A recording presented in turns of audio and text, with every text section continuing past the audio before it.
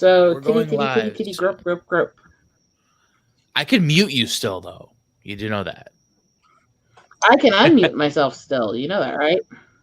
You can't unmute me if I unmute yourself if I mute you. Always could. You didn't know that? I'm not really sure. I want to test it. Test it.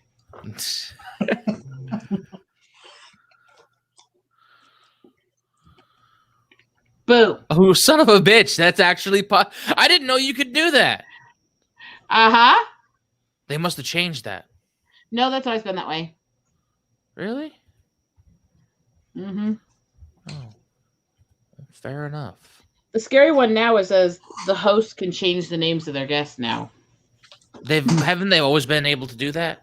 No, that was a recent feature, and it really causes a lot of problem with people like me and my crew screw with the names of their guests.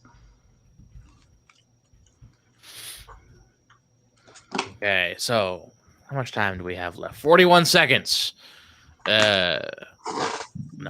That new video I made, I really didn't intend on making it, but it's getting the one about cuties. Yeah, it's getting some pretty good traction. Man, you know, modern media is about hitting untapped markets, and clearly pedophilia is the biggest untapped market. You know. Oh. All right. Easy now.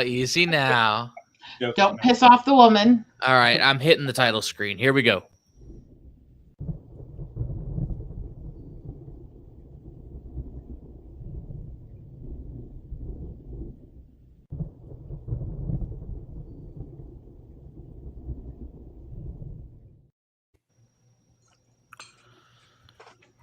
All right.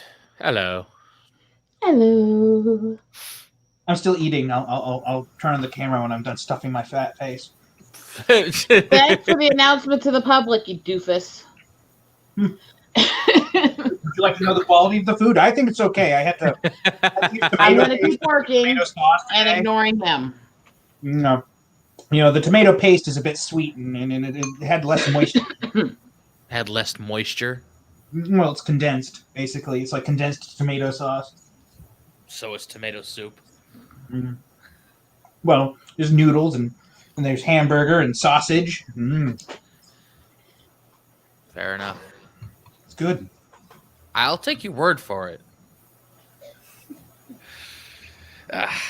So, yeah, I'm not sure where to go tonight.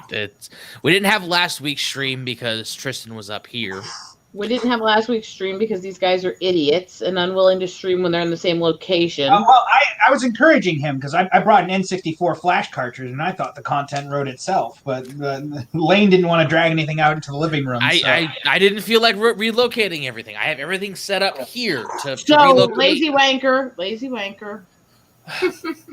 It's not lazy. It's practicality. I don't want to unhook everything that I have hooked up. You know, the stream cards, the connections to the fucking TV, every fucking wire going from the stupid screen here to this stupid hunk of junk tower here to everything. I didn't want to invest the time. Poor thing. I didn't want to invest the time in moving all of this shit to the living room for 2 hours just to have to move it all back before I go to bed. I'm hearing a lot of whining. How about you, darling? I wasn't whining. Yeah. AFK, did he sound like he was whining? Nah, I suppose it's more of a vent than a whine. 99% of what Lane does is venting, just an FYI, and the other 1% is breathing.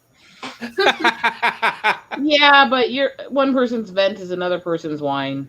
Depends on the tone of voice and the context behind it. Your voice was pretty whiny there. In a 2-to-1 vote, you would have been. My voice is naturally high pitched anyway. What'd you say, Tristan? I'd say in the 2-to-1 vote, she has been outvoted democratically. So democracy is two wolves and a cheat voting for what's for dinner. Democracy is bullshit. Yeah, I said that. I said nothing. I didn't say you did. I said it. I know that. So I think in video game news, everybody's getting ready. Sony's talking about finally releasing their prices. I'm not holding my breath for anything spectacular. Well, the big news is that, or not even news, just the contest that's going on is that Microsoft and Sony have been holding their load to see who busts it first, because the other one plans to undercut the one that announces it first. So Microsoft said, you know what? Fuck it. We have a $500 model and we have a $300 model. Well, Microsoft, you got to remember too, Microsoft was baiting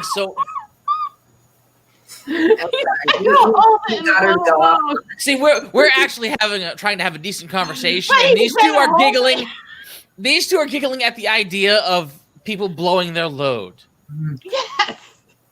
Yeah, well, they're trying to figure out who's the Dom here in the next generation. It's really what's going on. I already know that. I mean, yeah, no.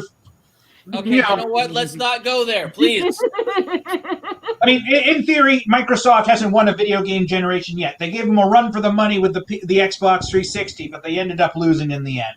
So, well, they didn't lose. They came out pretty, they just didn't sell as many as the PS3 in a contest where they came in really close. Yeah. But, well, see, here's the thing, too.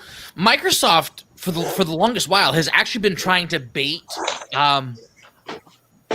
trying to bait Sony into releasing their price. It's like, okay, we're not going to do anything. And then, like, not even like 2 weeks ago, they were like, okay, whatever they release it for, we're going to release it cheaper, regardless of what they choose. So it's like, okay, now what the fuck do we do? Yeah. Then you announce a really cheap, and then you change it last minute because you need to, and then they undercut themselves and screw themselves. Yeah. Well, that's the thing. They were just trying to bait Sony into releasing a price. And here's the thing with this is too, it's a game of chicken. It's a game Sony has been playing since their fucking existence in the game market. They've always been the one to not drop prices first. So they can swoop in like a fucking hawk and, undercut the competition. Yeah. And I'm saying there's a way to combat that. I'm saying you give such a ridiculous number that your competition undercuts themselves, but then you have a last minute revamp and the prices get changed in the revamp. Yeah, and then the revamp's not going to happen for a few years. That doesn't happen until you can actually shrink the chips on the motherboard and condense the hardware. No, you're not getting what I'm saying. I'm not saying have an actual revamp. I'm saying drop a ridiculously low price, let them undercut you, and then go, we have to tweak something before we release it. And then the re-release has a new price. Oh, yeah. No, that's the plan. That's Microsoft's plan. They apparently have permission from the CEO to drop the price to whatever. I say they can post the price to be under Sony no matter what. And here's the thing. Their hardware is cheaper than the PS5. So whatever they announce for a price, Sony's going to take a bigger hit than they will. So you also got to remember too, when you look at Sony's development model, Sony develops everything. Sony doesn't have a cohesive communication method between their departments. Every piece of that fucking console is built in a separate department. Yep. So it's like, okay, you have so many. You have say you have the hard drive or whatever chips I don't think they make the hard drive, do they? Mm-mm. Do they develop hard drives or do they just buy them? Supposedly they developed a new type of SSD for this. Oh yeah, I remember us talking about that. Okay, well, you know what I mean though. They have different departments working on one thing. Like you have one department solely working on the fucking UI. And they're not communicating with everybody else on how the UI needs to interact with, say, Spotify implementation, which is what they're doing. I think you and I saw the same video. I think you and I saw the same video. You watched Razor Fist? Yeah. Yeah, I saw that too. But it's like, they're not communicating. Meanwhile, you have Microsoft over here. Microsoft is a fucking computer company. Okay, they have to have their ducks in a row to build a fucking computer. Yeah. So it's like,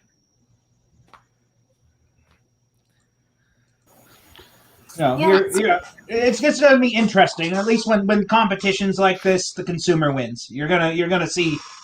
I mean, but at the same time, I mean, dropping the price to $300 on the small model is going to make a hard argument to turn down. It's like I don't know anything about these companies as far as what they're like, who does what, but from the impression that I've gotten over the years, it seems to me that Xbox has always just had like its staple things. It's like an NFL game, a shooting game like Halo, you know, and you know, whatever. And then they would release something new like every, you know, how many years. And then PlayStation has always been the one that has like the series type games, like the things that, you know, keep come out in sequels and so like sorry.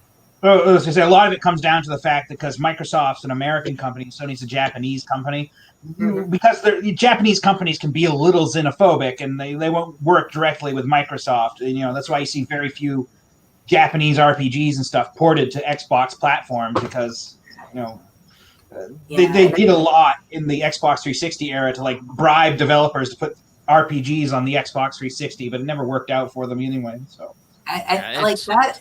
I feel it seems to be what is to this day what's dragging Xbox down, because like Xbox is capable of being just as like successful and strong as what like PlayStation used to be, but the fact that it is lacking an entire genre of kind of games is like is handicapping them, you know.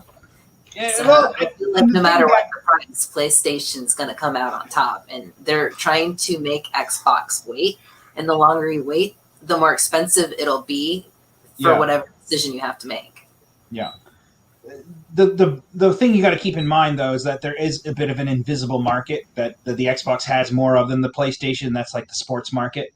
Not that people on PlayStation don't buy the sports games, but like. You know, your every year Madden games and whatever else, you know, those are bought up in large numbers on the Xbox, and I think that keeps them alive. And then they're also sold in large numbers the next year that the fucking next year's model comes. That's what sports video games have become. You ever see the Angry Beavers episode with where Dag? No, not Dag. What the fuck? Norbert, the yellow. Norbert, Norbert, the calm one. Yeah, the calm, pretentious one. He was talking about his model. Yeah, and he was talking about the models he got. He said he was getting next year's model, and it turned out to just be a model that was word saying next year's model. Yeah, and then he was talking about how we did this year's model and how we also comparing to last year's model, and it shows the shelf, you know, and it says last year's model is literally just a model saying last year's model. This year's model is literally just a model saying this year's model. And next year's model is just literally just a model saying next year's model. And it's like, okay, what? That's kind of what sports games are becoming. It's like, actually, minor tweaks here and there, but this isn't much different historically. Apparently, so like if you actually like, I was on Sega16.com quite a few years ago, and I was reading an article about the sports games, and they're like, well, the best sports games for Sega Genesis came out in 1994, and it's actually true of the Super Nintendo version. Like, well, why is this? It's because they stopped giving a shit in 1993, right? Which is about 2 years before those consoles ended. And every port after that, from 94 to 97, or 98 was the last sports games on those consoles, those were just literally roster updates with a few minor features. And what you're seeing now with people complaining about Madden 21 isn't really any different than that. It's just people know. They're also dropping features as the game goes too. Oh, I mean, I haven't seen that. But no, I say because remember back when they were going up in the years, you know, 2000, 2001, 2002. You know, they were slowly adding really stupid features and everything and then now they're just sort of taking everything away, in addition to half-assing everything, like leaving a banner that says Madden 2020 in a Madden 21 game. Yeah. It's like, and it's fucking EA. What? 1 sec. Did somebody knock on the door? Is that what I heard? Yeah. Maybe it's me. You never know. The assassin. Anyway, I mean, historically, they stopped giving a shit halfway through a console generation. A little bit over halfway, because there's not much more they can squeeze out of the programming. And yeah, but they can still put some fucking effort in, Yeah. And sports games are known as shovelware for a reason. The thing is like, and most video gamers don't talk about this or even know about this. It's just an invisible market that sells millions of copies of these fucking things every year. They keep the video game industry afloat. If they were to disappear tomorrow, our consoles wouldn't be what they were. Well, isn't this newest NFL game the one that's like, everybody's complaining that it's glitchy? And isn't they like pointed out how over like half of it's just like copy pasted from like the previous game? Yep. And it's like that. To me, at a distance, my entire life, I've been seeing that because my brother is that sports game player who owned like everything. And to me, it just looked like the exact same game every time he put it in. But to him, it was like a whole new thing. Yeah. It's like the whole market loves that. Yeah. Completely separate market from regular video games. Yeah. But then again, that side of the market too, no offense to anybody watching if you're a sports game fan, most of them don't have a discerning brain. It's like the people who buy new Call of Duty every year thinking it's the next greatest fucking thing, when in reality, it's more or less the same gameplay set in a different environment. Well, and a lot of people play the sports games aren't actually into the sport. The thing about getting your roster update is that you get all the players that you might have been a fan of. Like, that's not the only thing people are bitching about when it comes to 2021 either. They're also, and this is something I actually found out recently, most people are also pissed off about the fact that Colin Kaepernick is back in the game. Yeah, no, I saw that one. Yeah. Colin Kaepernick is back in the game and is the most OP player on the fucking roster.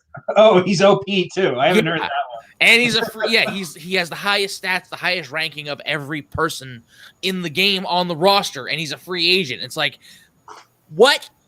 Like this? This dude didn't even have a fucking fantastic career. Yeah, like, he was the first season he played, he blew everybody away. But after that, he just kind of fucking, it was just like a one-hit wonder, more or less, a flash in the pan. Yeah, and then he got political, and then he made a spectacle of himself because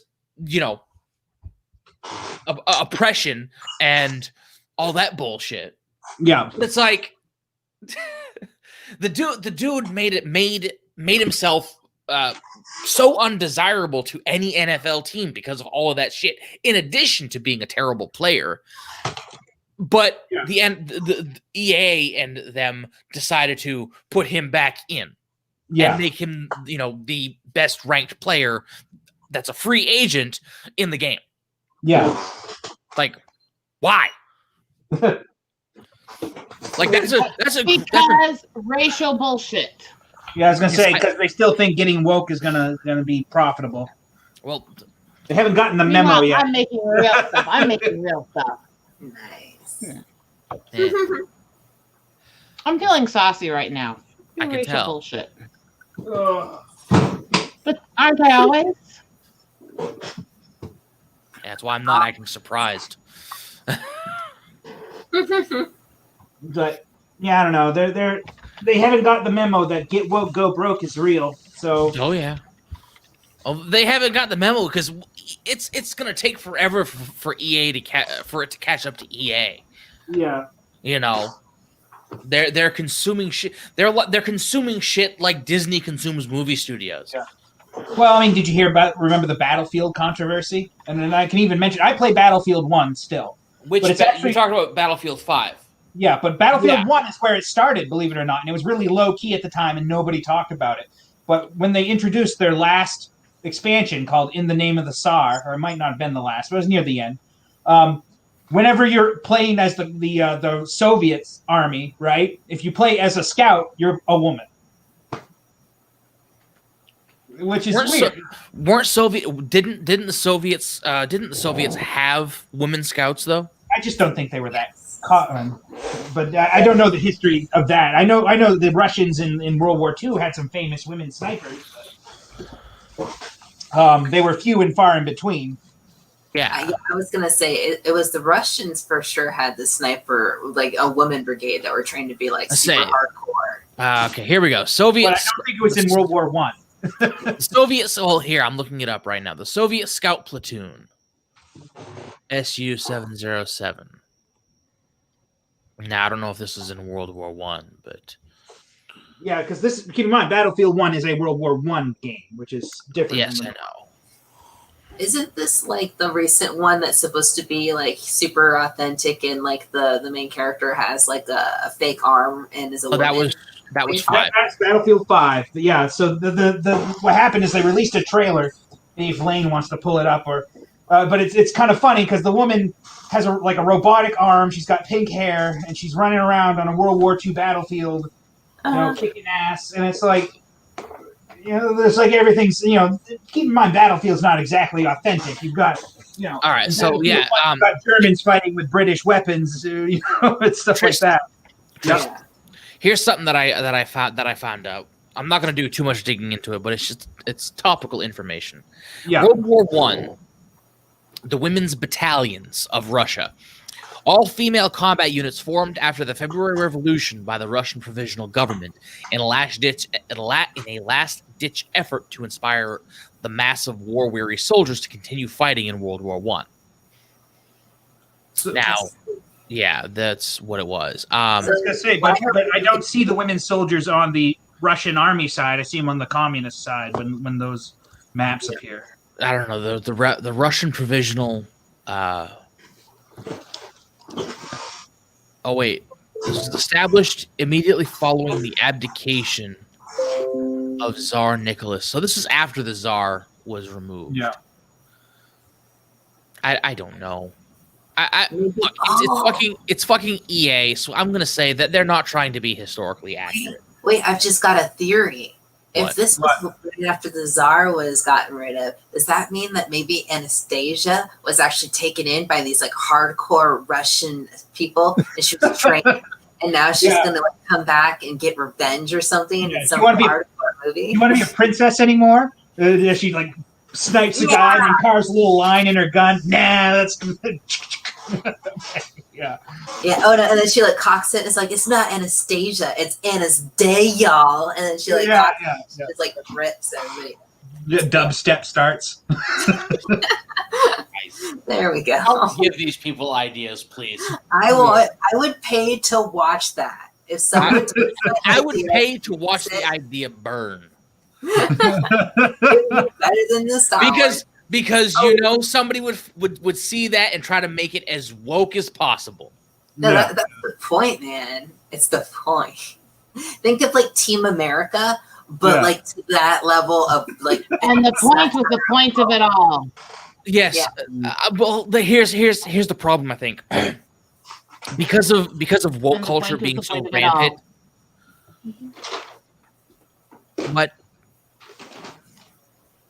What? Sorry, I was just thinking an old quote to throw you guys off your game. Well, you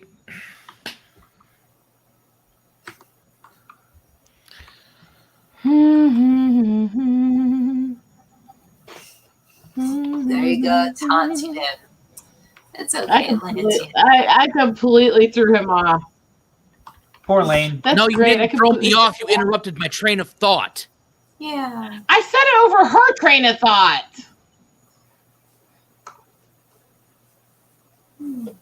I would help you, but my brain's kind of not do. It's not gonna help. Sorry. My brain is not on the function.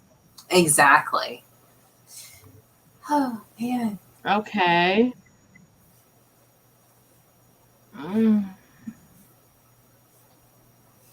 Wow. Let's see. You were making a really good point, though. Yeah, who was? What was going on? Sorry. So no one here is having paying attention to this conversation. Come on. Sorry, I zoned out because I was looking at photos I took with my camera. I had bird photos. Sorry, I got distracted. So yeah, I don't know. We were talking about, just like the idea they're kind of forcing history. They started with that, and that was a bit subtle. When you start Battlefield 1 after that patch, there's like a bald woman on the top, or it looks like a woman. It's hard to tell because she's bald. But wearing a trench coat and everything. And it's just when they started pushing the social justice, and then not too hard. It was subtle. It wasn't bad. It was just odd, right? Yeah. And then, well, that's the thing. It's like there's smart ways to go about doing the inclusion stuff. Like, for instance, if you do a war movie, for instance, say the Civil War, and you want to have a woman in there, it's actually factually known that there was probably less than a dozen known, but there were women who fought in the war, pretended to be men. They mostly were found out, but there you go. Take that, run it and do a movie with that, because then you have some bases. But when you're like, no, we're gonna have like 5 girls with like bubblegum pink hair, and they're gonna be fighting in the war, and it's cool, woman power, and they save it, and it's just like, no, it's just no. I can't highlight comments, but happy night to you, Happy Dinosaur. Mm-hmm.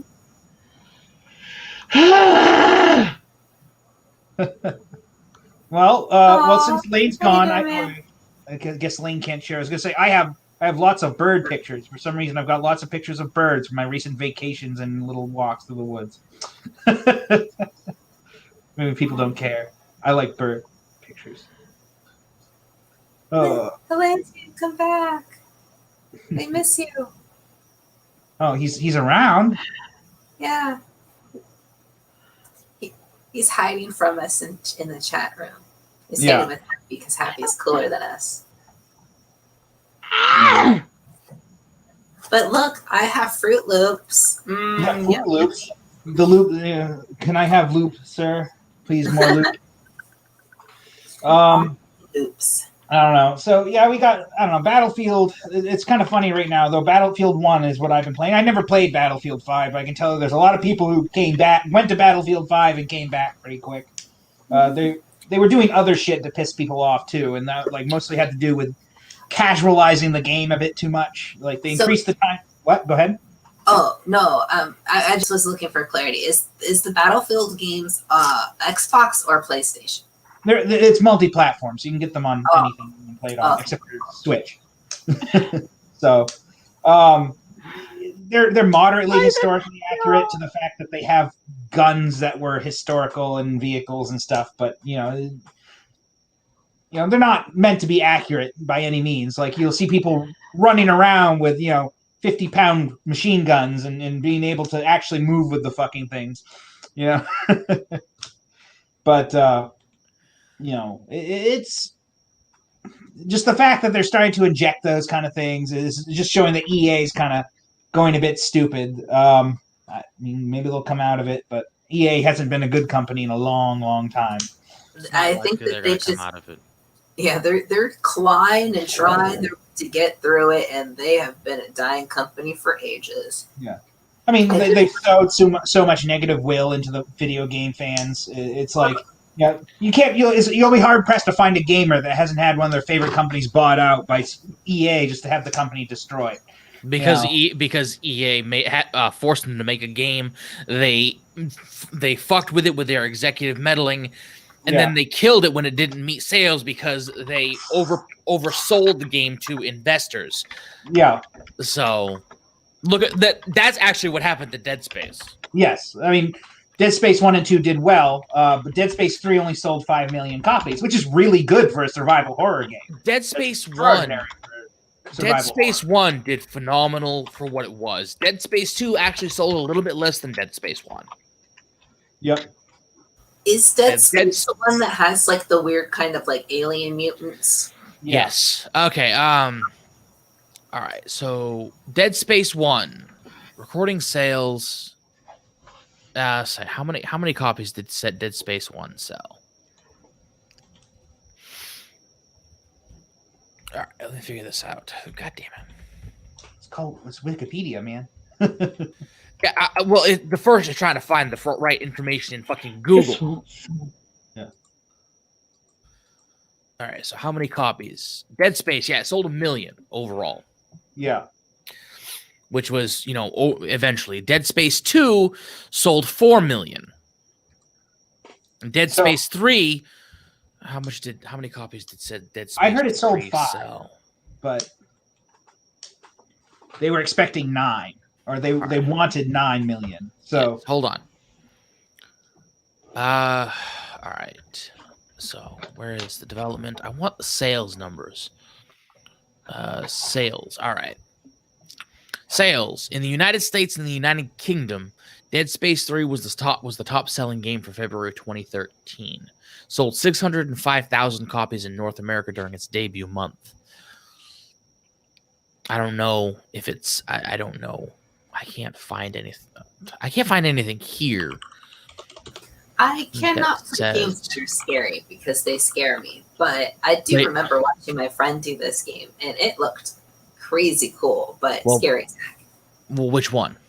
The first Dead Space, I think. There was like a nursery with all these mutant baby things, and they were like attacking him. That was the second one. Oh, okay. Yes, I think that was the second one. Yeah, and he was annoying me because he was trying to get like all the achievement stuff, and he was intentionally doing things that made it scarier, including like getting a whole bunch of things to attack him at the same time to try to impale all of them with one single spike. And I was like, for the love of God, do that when I'm not here. That's fun, though. Yeah, he had fun. I did not. Dead Space 2 is more action-oriented. The best one out of the Dead Space franchise is undisputably the first one. Yeah. Because it hits the horror... The first is always the best. Well, But that's not necessarily true, but for Yeah. the essence of Dead Space and for what it was trying to do, Dead Space hit all the proper beats with the first one. It's a bit like the Tomb Raider series, actually. The Tomb Raider series the classic Tomb Raider series is, built up to be this, adventure platformer in tombs and everything. But the first game in the classic series is the one that really hits the nail hardest. It hits every point it wants to do. You're out in 4 different areas of the world. You're in ancient tombs, or you start in an area that leads to an ancient tomb and end in an ancient tomb. And then you go to the next area. And as the series went on, it sort of drifted away from being in tombs to just raiding general areas and treasure hunting. Yeah. But I don't know. I guess I can't find the sales numbers. I thought I saw somewhere that Dead Space 3 sold like 5 million copies, but I guess that could be wrong. I don't know. Dead Space 3, 5. I'm trying to figure out 5 million. I mean, that was information from years ago. It could have been just something I heard, but like whatever it was, like it sold well for a game of its kind. But then, there was an article saying it had to sell 5 million to survive. I thought they said it had to sell 9, but that could be a different game that I was thinking about. Don't know. I've heard so many. Yeah. EA just had unrealistic expectations of what it was supposed to sell. All right, hold on. Right here. Dead Space 3 fails to meet sales expectations. Sequel put on hold. Dead Space 3 sales have failed to meet Electronic Arts sales expectations, according to sources speaking with VideoGamer.com. This article, by the way, is actually from 2013. This is in March. In general, Dead Space 3 has just sold 880,000 units at retail as of the week ending February 23rd, 2013. This is the total sales after 3 weeks on sale. Yep. So I'm not entirely sure what it sold overall, but within the first month, it barely cracked 1 million. Yeah. And EA was pushing, for some ridiculous number. Yeah. Like they were.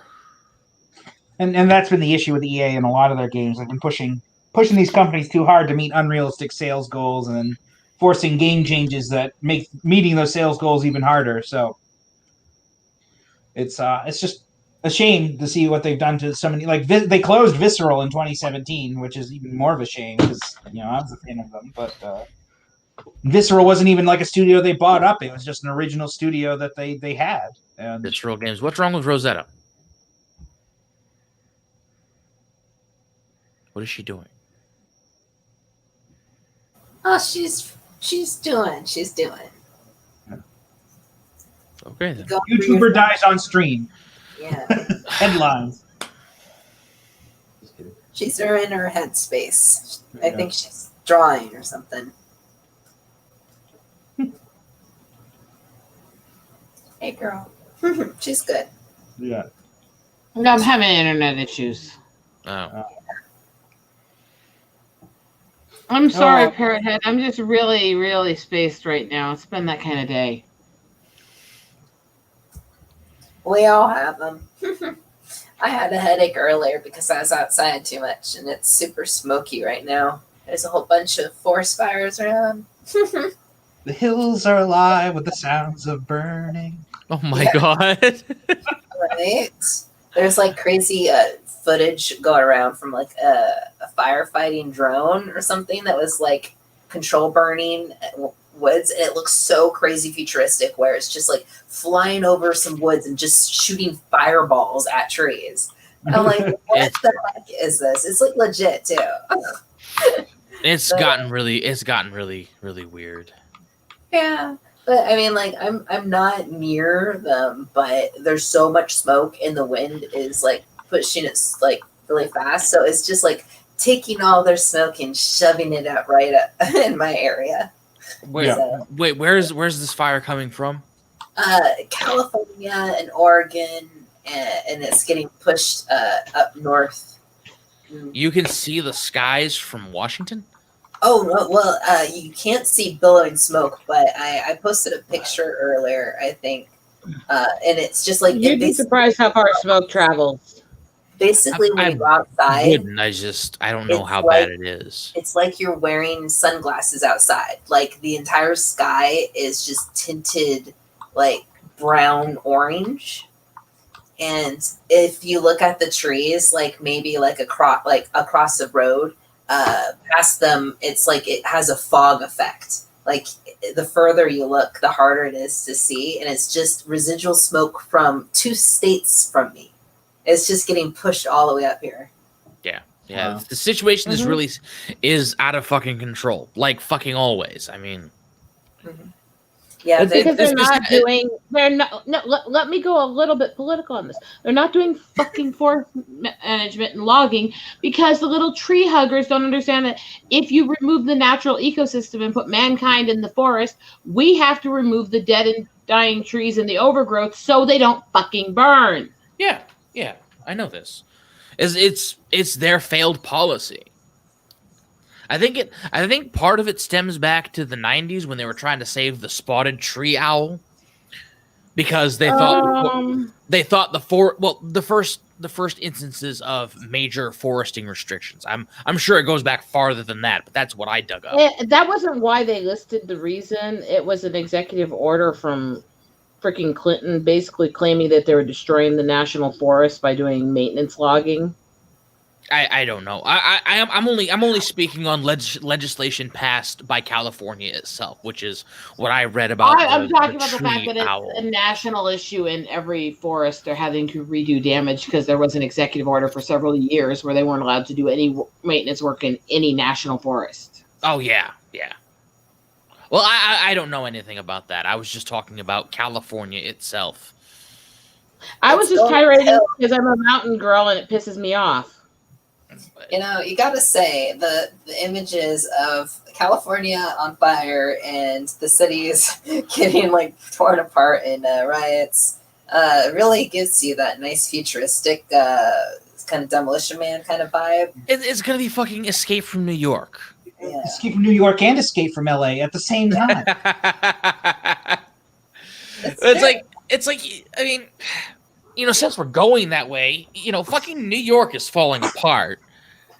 Like, it's only a matter of time before somebody just suggests walling it off, right? And how much you want to bet it'll be Donald Trump? Did you guys? We're gonna make a big, beautiful wall. Did you guys see the last video that Dunham put up about a week ago here, a few days ago, a week ago? Jeff Dunham, where he actually had a comment where he was making fun of how Trump's been handling communications with China, and he's there going, and then we're going to build a wall between us and China. There is no border between us and China. Yes, there is, and Mexico will pay for it.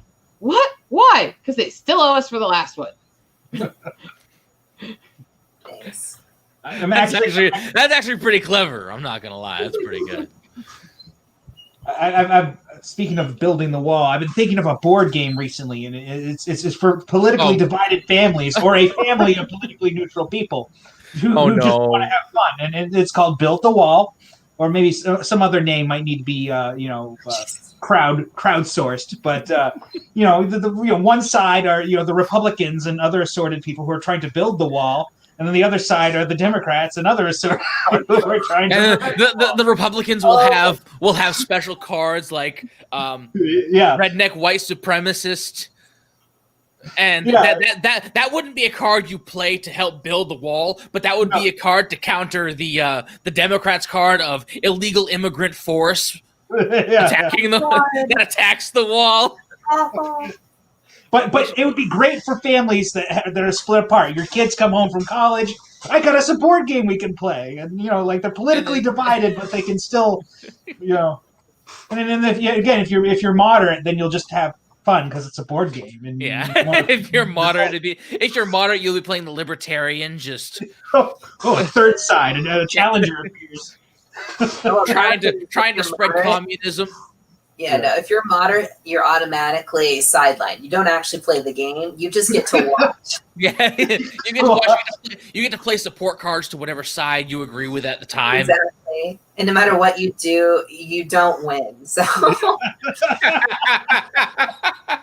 Oh, jeez. No matter what side you choose as the third party, you lose. Exactly. The game board is going to be a picture of Southern California and Arizona and stuff like that. I think we just lost some people because of this joke. Really? No, there are 2 people watching now. I really do want to play Monopoly now, though. Yeah, so do I. Well, I think that you should run with that. You can do like a GoFundMe or crowdfund. I think the ideas. Like both sides will have like chance cards, like in Monopoly, and then you get the plastic pieces of the wall that you get to put on the board and take off the board if you prevent it or something. Yeah, it'd be like a cross between Monopoly and Mousetrap. Yeah. And you have one side. You have the other the side that's trying to destroy the wall. You get little props to destroy the wall, like little catapults that function. Can I just tell you how many effing times that never worked when we were playing it as a kid? Yeah. That game, I forgot. It was like 7 out of 10 times. You got to the end, you cranked it, and nothing happened. And then there's 1 or 2 rare games where you do it and it happens and you all cheer because it's like, oh my god, it worked. Yeah. The weakest link in Mousetrap is the first the kick the bucket part doesn't really work that, and so you gotta make sure that's aligned properly before you pull the crank, because you only get to turn the crank once when you land on the turn the crank square.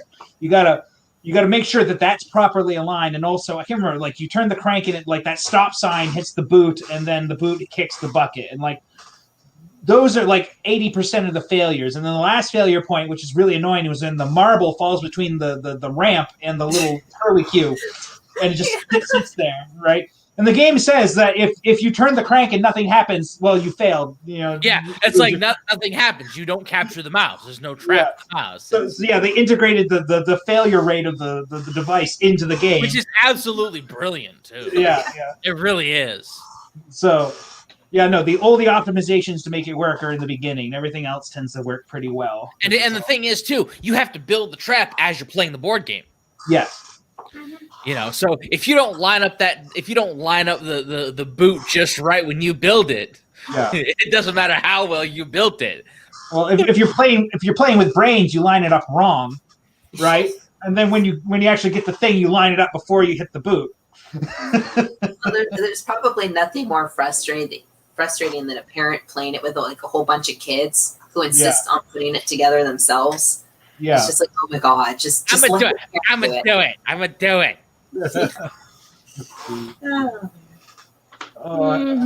really glad I chose the title for tonight. This title is just for Show Tonight edition. Yeah, because there's nothing really to talk about. Yeah. Oh, I started watching or trying to watch the Cobra Kai. Started trying to watch? What do you mean try? Well, I mean, I'm like partway through the episode. I got pulled away from it. having no experience or context whatsoever with anything because I haven't seen any of it. My impression so far is that I'm intrigued. You should, if anything, you should at least watch the first Karate Kid. Because that's I'm admiring her girl. Nice. Yeah, I know. I probably should, but at the same time, I kind of want to get my first impression of like what it is before I see it. Yeah. Because like I want to play it like a newbie. I mean, you don't have to know too much to watch Cobra Kai. Right. Designed it to at least, that Johnny was kind of the bad guy in the first movie, and that's the thing. Since I don't know jack about it, I was like, they showed like the clip in like the first minute, and it's just like, oh, cool, a flashback, and then like it zooms in on the other dude, and then I'm like, oh, wait, Cobra Kai is not a good thing, and then I was very confused. Yeah, that's where it sort of ties into. But it does get explained throughout the season. Oh, sorry. Well, when you finished it, we should have a nice discussion about what you think and what That's why I asked her to start watching it. Okay. Yeah. Well, because how I told you about the Splatterhouse thing for all of October. Yeah. Yeah. Well, I'm planning for all of November, which is going to be like 4 Fridays. Do 4 videos about Cobra Kai. Yep. Yeah. Oh. And I asked. Now I can't point down because Rosetta's there. Yeah. Oh no! Hold on, let me help. AFK over there. Why don't you stay on camera, woman? Since the rest of us are. Because I have things that I do off camera. We don't need to know about your sexual habits while we're on screen. Pot calling kettle black, I think. Yeah. No, I don't do the sexual habits on stream. That's what I was saying. Oh, I was gonna say I've seen her macking out with There's a different streaming service for on the stuff stream. you guys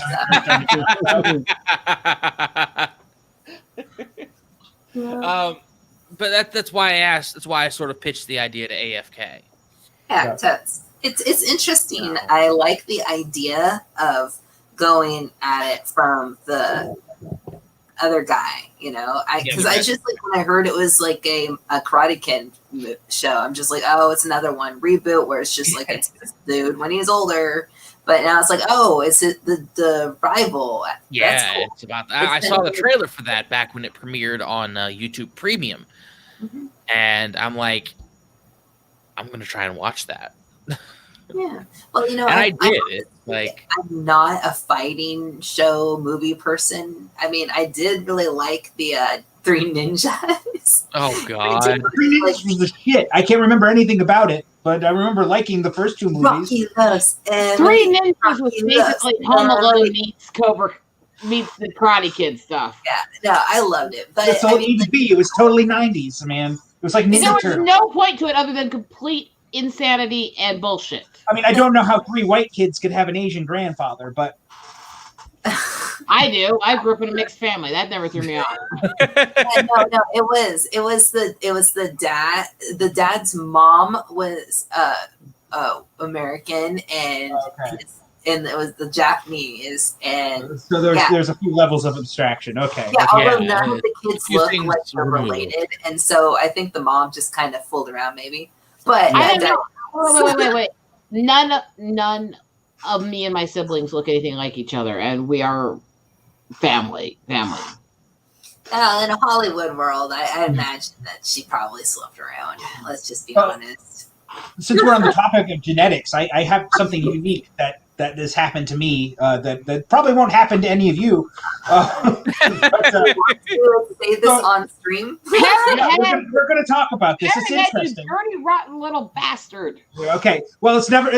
Chance of this happening to you are very slim, and let me explain what happened. So, first of all, my dad's adopted. So, unless you've got an adopted parent, probably isn't going to happen. You do? Okay, maybe this will happen to you. Okay, maybe this will happen to you. Maybe I won't get to be all haughty about this later. Anyway. So my dad was adopted, and maybe like 2 years ago, less than 2 years ago, his biological mother died, and his siblings found out he existed. Aww. So a couple of weeks ago, one of the reasons I wasn't able to stream was because I was actually out visiting. My cousin actually came to visit my dad. He's 24. And I actually got to meet my cousin, biologically separated cousin. And Wow. it's interesting. So I get to see this, and this is what's unique is I get to see what role genetics plays in my life. And it turns out a lot of I'm a computer engineer, but it turns out a lot of people on that side of the family are engineers and other smart people. Like one of my aunts worked for the FBI, another one worked for IBM. One of my cousins works for Lockheed Martin as an engineer. So it's like, you get to see that. You get to see, we're both kind of loudmouth, really talkative people. It's Lane gets it. Hey, you know what? I think they would be interesting people. Yeah, it's just added aura. Yeah. But it was a really cool situation. I mean, who would have thunk I'd ever get to do something like that? And it's just something you don't get to see. We don't know exactly how much genetics plays a role in our life more as nurture does. But it was an interesting experience, and I thought I'd share that. I don't know. We hung out. Now that you're done boring us, I mean. Oh well. When I talk, we hung out at the arcade and we played some of the fucking. We didn't play any of the Japanese arcade machines in Portland, but there's an arcade in Portland. Oh, I just have to give you shit. I have to give you shit. That's what I do. Portland has an arcade, and I think it's owned by a Japanese company because half the cabinets are actually old cabinets from Japan. Wait, no, they have a new arcade down there? Yeah. Really? What's the name of it? Let me check my wallet. Give me a second. Jesus Christ. Where is it? Here it is. It's called Round 1 Game Center. Round 1 Bowling and Amusement? Yep. It's in the main mall. Yes. Really? Yeah. What are the hours? Closes at 11. Hey, I sense a road trip in our future. Yeah, I do. Oh, if you're that interested, I've got 460 tickets now, and I need to get it up to 600 so I can get something moderately interesting. Well, it would have to be a day that I have off, or a night that I have off. Have off or are off? That could be that drive stream that we've always talked about doing. Well, because well, it would also have to be. I have what? Oh God. Did you just now notice? Now notice what? I don't know. Just look at your face. I think we're giving him a migraine. No. I interact with you guys on an almost daily basis. Okay, the prospect for you guys giving me migraines is long fucking past. And remember, I'm friends with this guy. Okay. And he doesn't stress me out. So, although the other night, this is another thing we need to share with Lane. And I have a photo, but it's not the photo of the event. But if Lane can share the screen, he can. I can show you something that scared Lane. I posted this video. Oh, you posted this video? Video that we took, yeah. The world's most isolated phone, and the world's. You can use that toilet right now, man. You can drive there right now and use this toilet. It's there for you. So is this phone. So is the phone. Actually, hold on a second. Let me see 3 a.m. December 24th, right there. You can go to this phone. I bet you can use the toilet, too. Oh, God. Let me see where the fuck I posted it's not that frozen. video. I'm innocent. Well, this is out in the middle of fucking nowhere. Hey, what day did we go, Tristan? I can't remember. What day does it say on the freaking phone? Well, no, you didn't take a picture that night, did you? No, this is when I went there with my niece. I took her out to see the birds. Oh, you can see my niece right there in the corner. That's great. Yeah. That is a pretty nice setup right there. If there was a little sink or something. And you'd have it's a real toilet, not an outhouse, which is nice. Yeah. August 22nd. Yeah. Let me see if I can share. But I took Lane out there in the middle of the night, and when you pick up that phone, it just makes that dial tone goes. And when it's just dark around you and you hear the waves in the distance, it's just creepy as hell. Nice. Let me remove this.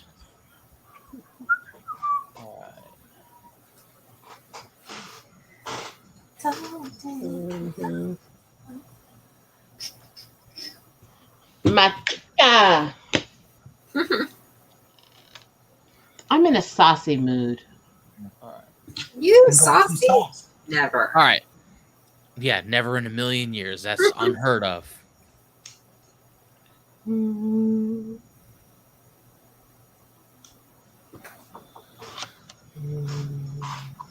All right, so this is the video that I took of that. Tristan, you ready? Yes, I'm ready. Can you guys hear it? Okay, so for context, Lane and I were hanging out. Hold on. And I said, Lane, let's go for a drive. And so we got in my car and we drove to a place that I like to go. But this time we went there in the middle of the night. So this is almost like 11 p.m. oh, okay. Okay, All sorry. right. Well, I was going to ask if you could hear it, but then I didn't want to chance it. So, yeah. This...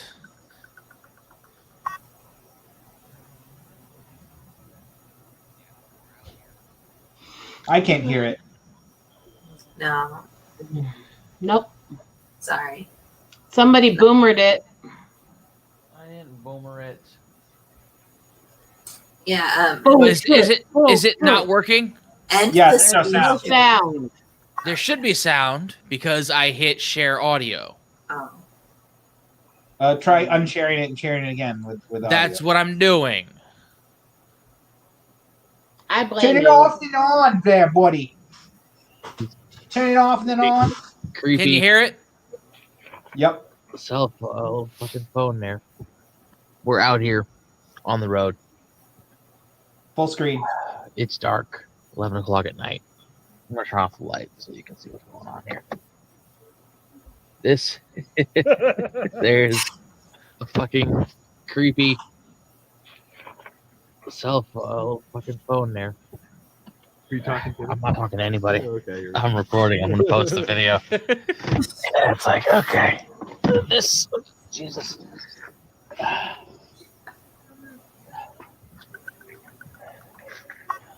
This is the sort of stuff.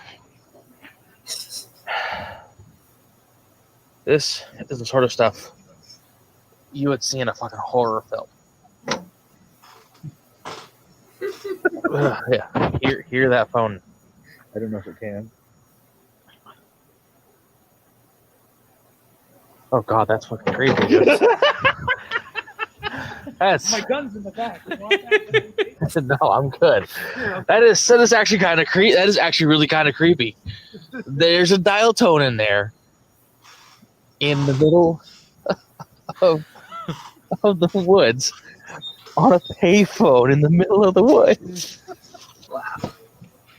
Now, oh god, let me remove this. Now, the like Tristan said, the context for this, there's deeper context for this. This is a place down in Searsport, which is Waldo County near the new bridge. It's before you get to they built. Searsport. It's actually a town called Sandy Yeah, Point. right. Well, it's in that area. You know what I mean? Yep. For us, it makes sense. For the people that need a general idea, that's the general area. Yeah. But the context behind this is it's a beach. It's Sandy Beach, and it's isolated. It's in a small town. There's no lights anywhere. No, not much for street lights. Not much for civilization. Nothing. And there's this fucking outhouse there's just this little tucked away area that is practically an outhouse, and it has a phone. At 10 o'clock at night, and the only light around is a street light on the corner, surrounded by woods. It's like, that's the kind of shit, I mean, you'd expect in a horror movie. And of course, the phone works. I would expect the phone to work. The horror scenario I was envisioning is that you pick up the phone and then you hear ice cream music.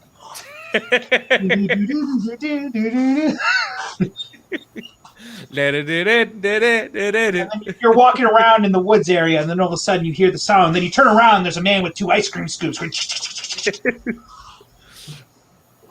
Ice cream truck song. Yeah. Hold on. Let's see. The racist history of the ice cream truck song. Fuck yourself.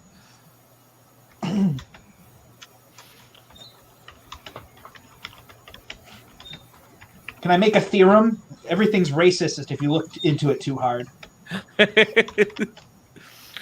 like Tristan was saying. Yeah.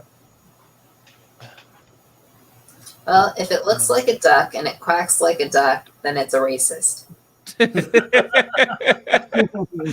Oh shit! I forgot to 10-hour loop of it, man. Like you just got to go out in the woods with a boombox and just play that and hope somebody walks by. Yeah. But no, like you were saying, you hear ice cream music look in the private chat on a phone, and listen, just. No, don't do that. My neighbors will hear it.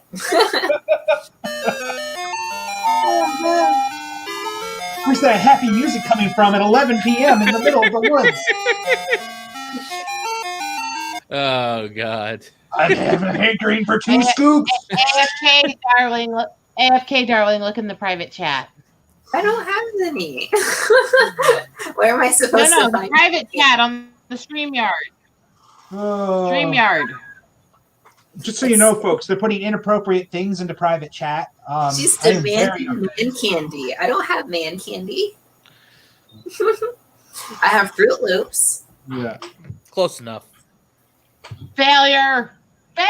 No, it's not close enough. Yeah. Unless it's phallic shaped, it's not close enough. Hold on. I got this. My lovely water bottle. It's pretty big. I mean, there you go. It's empty though. I drink it all up. My bad. That's the thing is you took the big phallic. Wait. So you're saying you took the big phallic item and you sucked it dry? I drained it of all its fluid. I will mute all of us right now.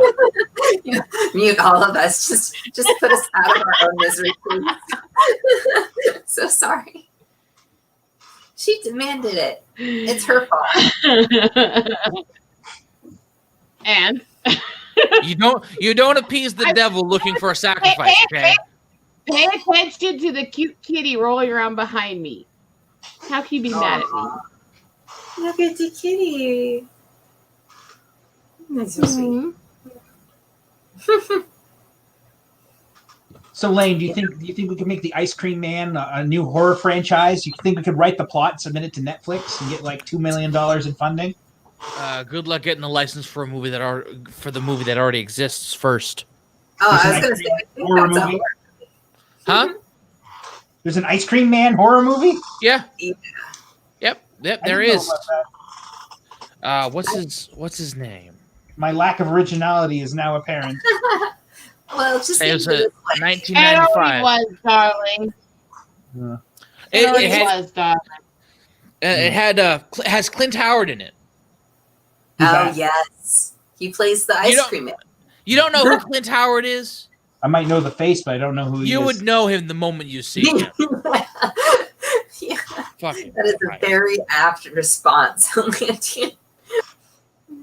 Like, how could the fuck you not know who Clint Howard? Clint Howard is one of the best actors around. Like, seriously, one of the most iconic actors fucking around here. Like I said, I mean, from the sounds of it, I probably know what his face. Yeah, Clint Howard. Yeah, okay. Just think back to seeing him. Wait. Just think back to seeing him as that little kid in the original Star Trek.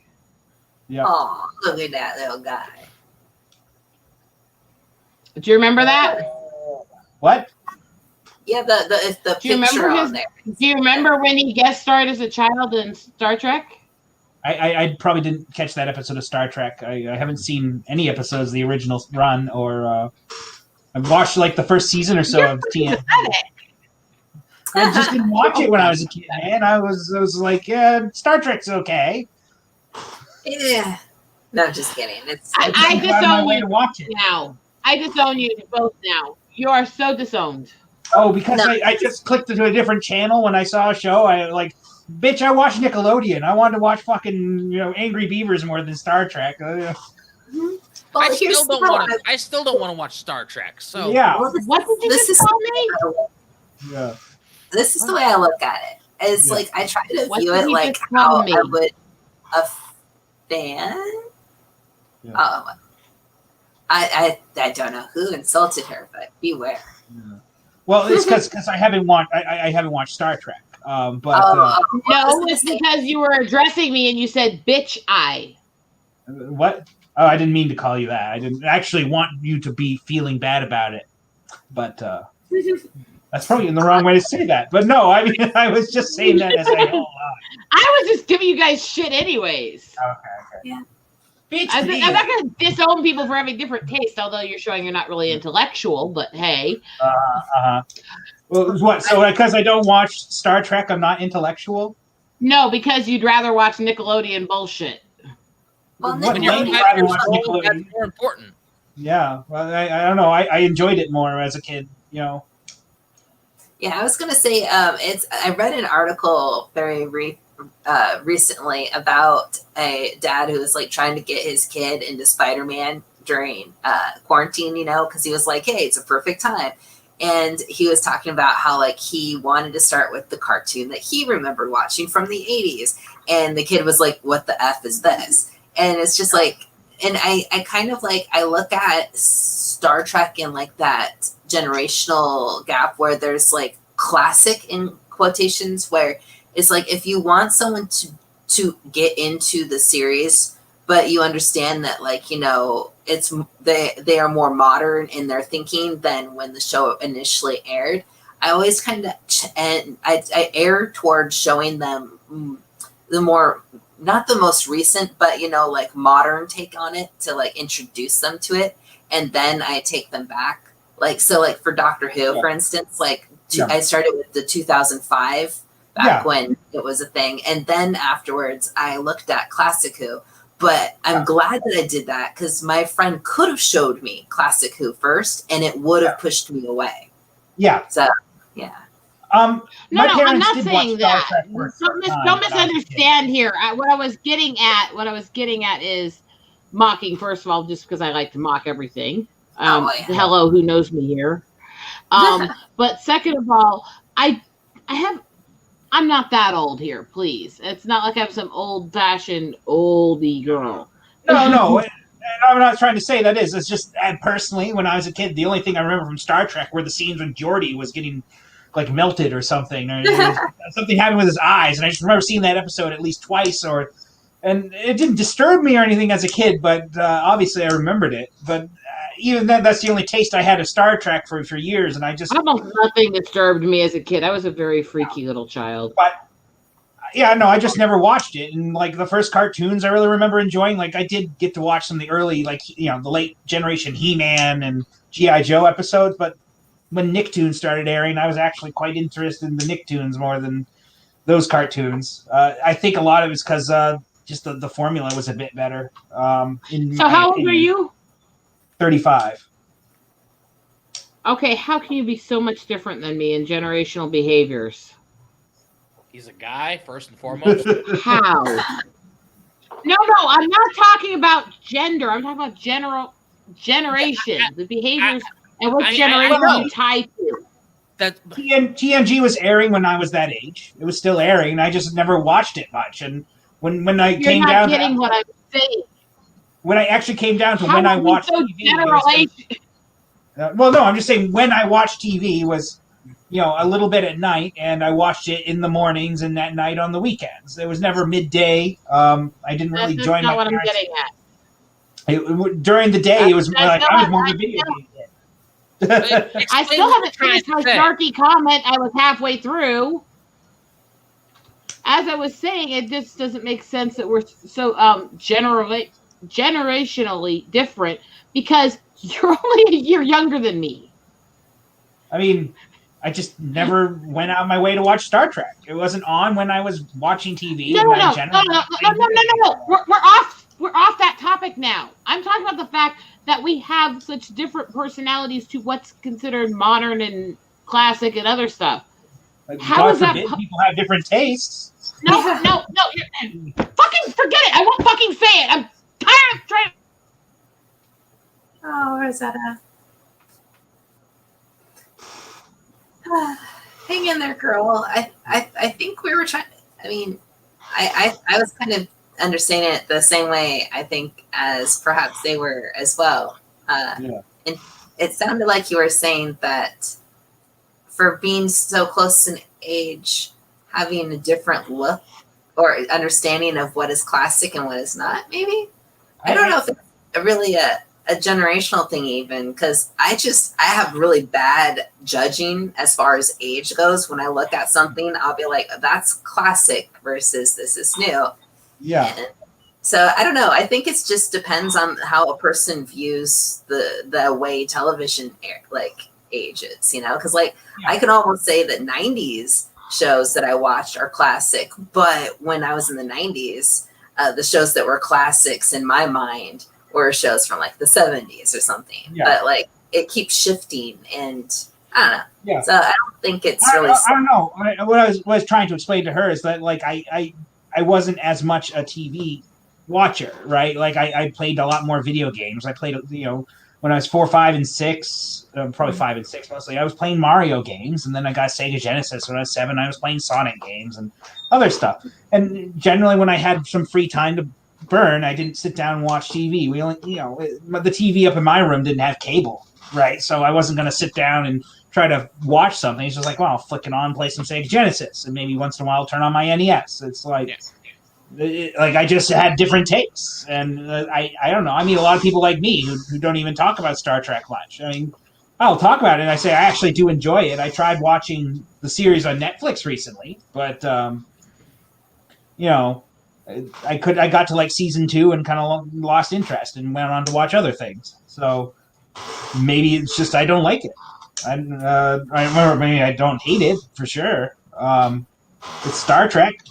I've watched the movies. I like the movies when they came out. A lot of people say they're shit, but they are shit. Maybe I may have a taste for shitty movies. I don't know. Is she gonna come back on? She's a little upset.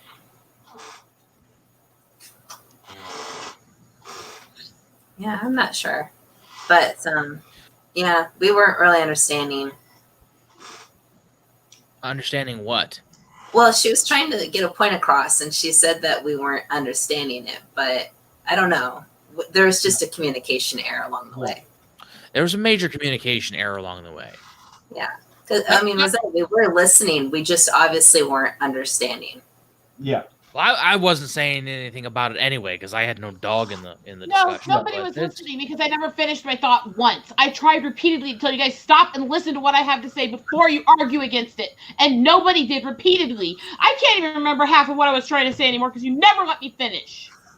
I'm sorry, Rosetta, but I mean, honestly, to us, when we stopped and actually listened, you explained something and then you stopped talking, and then we waited. And then we responded. But then I never stopped talking. I never stopped talking. Every single time I was mid-sentence, mid-word when I started getting talked over. I never stopped talking. Are we going to turn this into a fight stream, or are we going to start talking again? Well, I'm trying to work through it because I'm sorry that it seemed that way. It wasn't my intention. I mean, it seemed one way, but yeah, I mean, I'm sorry that you thought. I don't know why. Someone's internet is getting screwy. Cutting you off. What? Girl. It wasn't.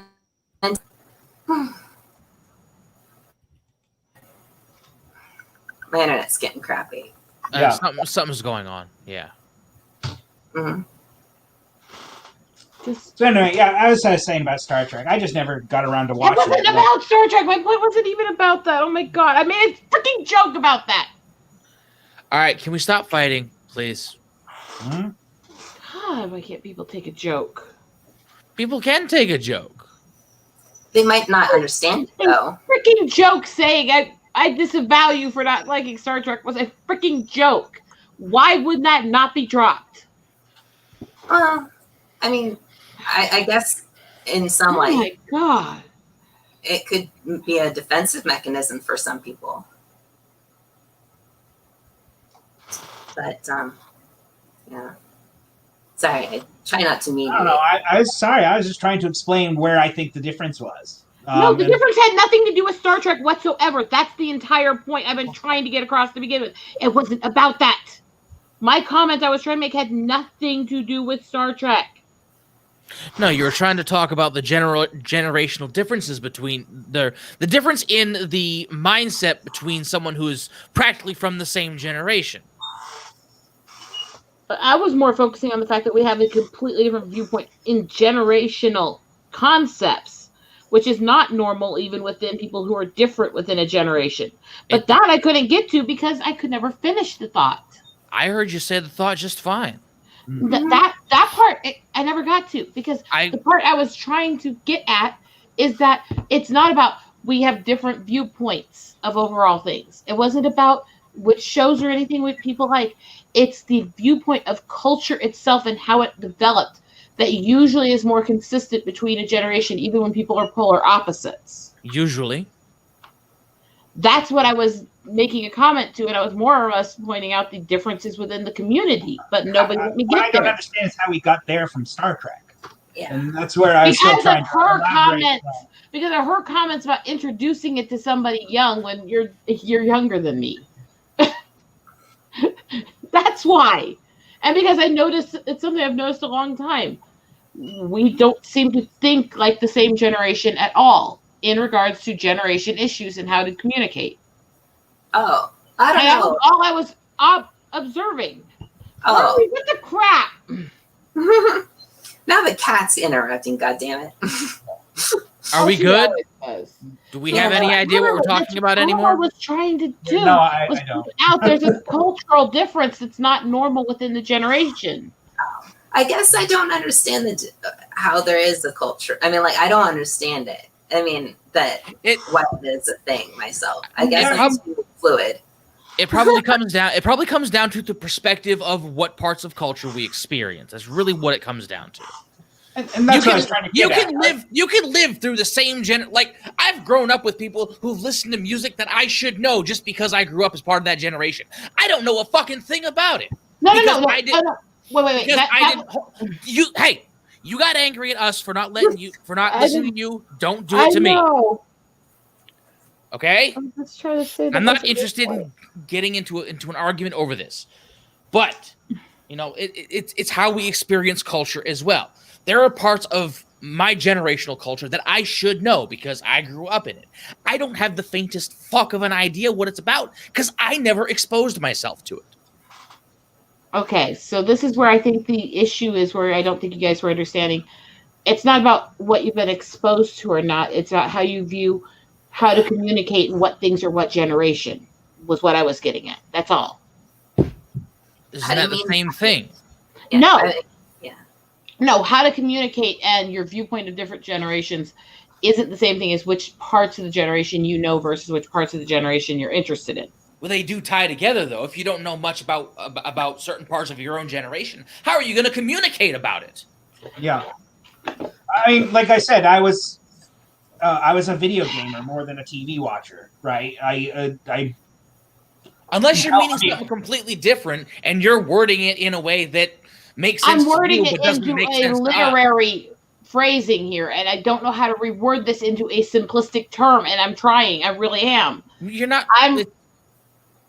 I'm thinking in a very literary, cultural. A literal term?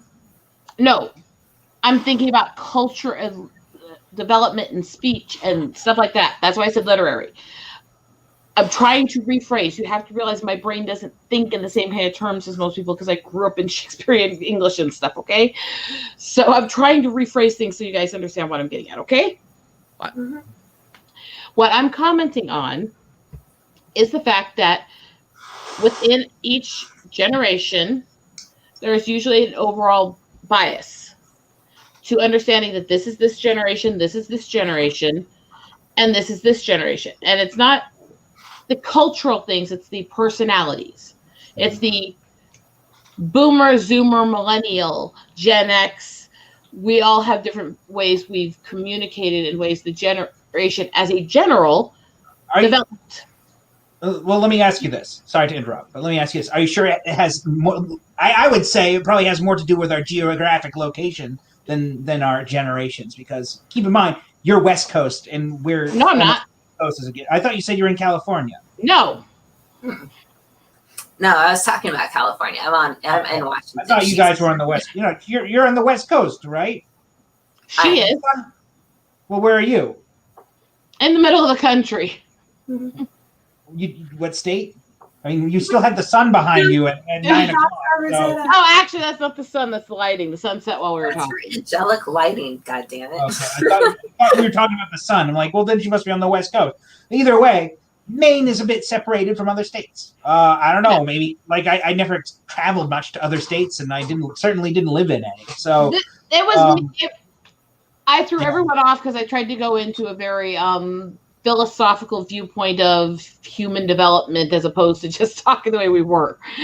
I think you were just. I think you were saying one thing one way and meaning something completely different. No, I think it's interpretation. We were.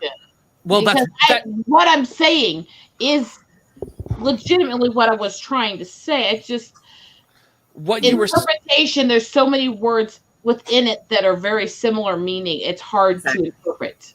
Right. So I said it correctly, but it's lost in translation. Even though we're same language, because there's so many words that are very similar at that point. Mm-hmm. That's what I'm looking at. I was going very deep philosophical, social, political kind of stuff. How the development of the species and how people develop as people. So maybe I'm sorry if I threw people off. No, that's anybody off. It's super brainy. I honestly I can't quite wrap my head around it, but I think it also means that in a way this is another angle that you can see generationally that we can't almost, that we're not quite lining up to. It's I'm not even aware of that.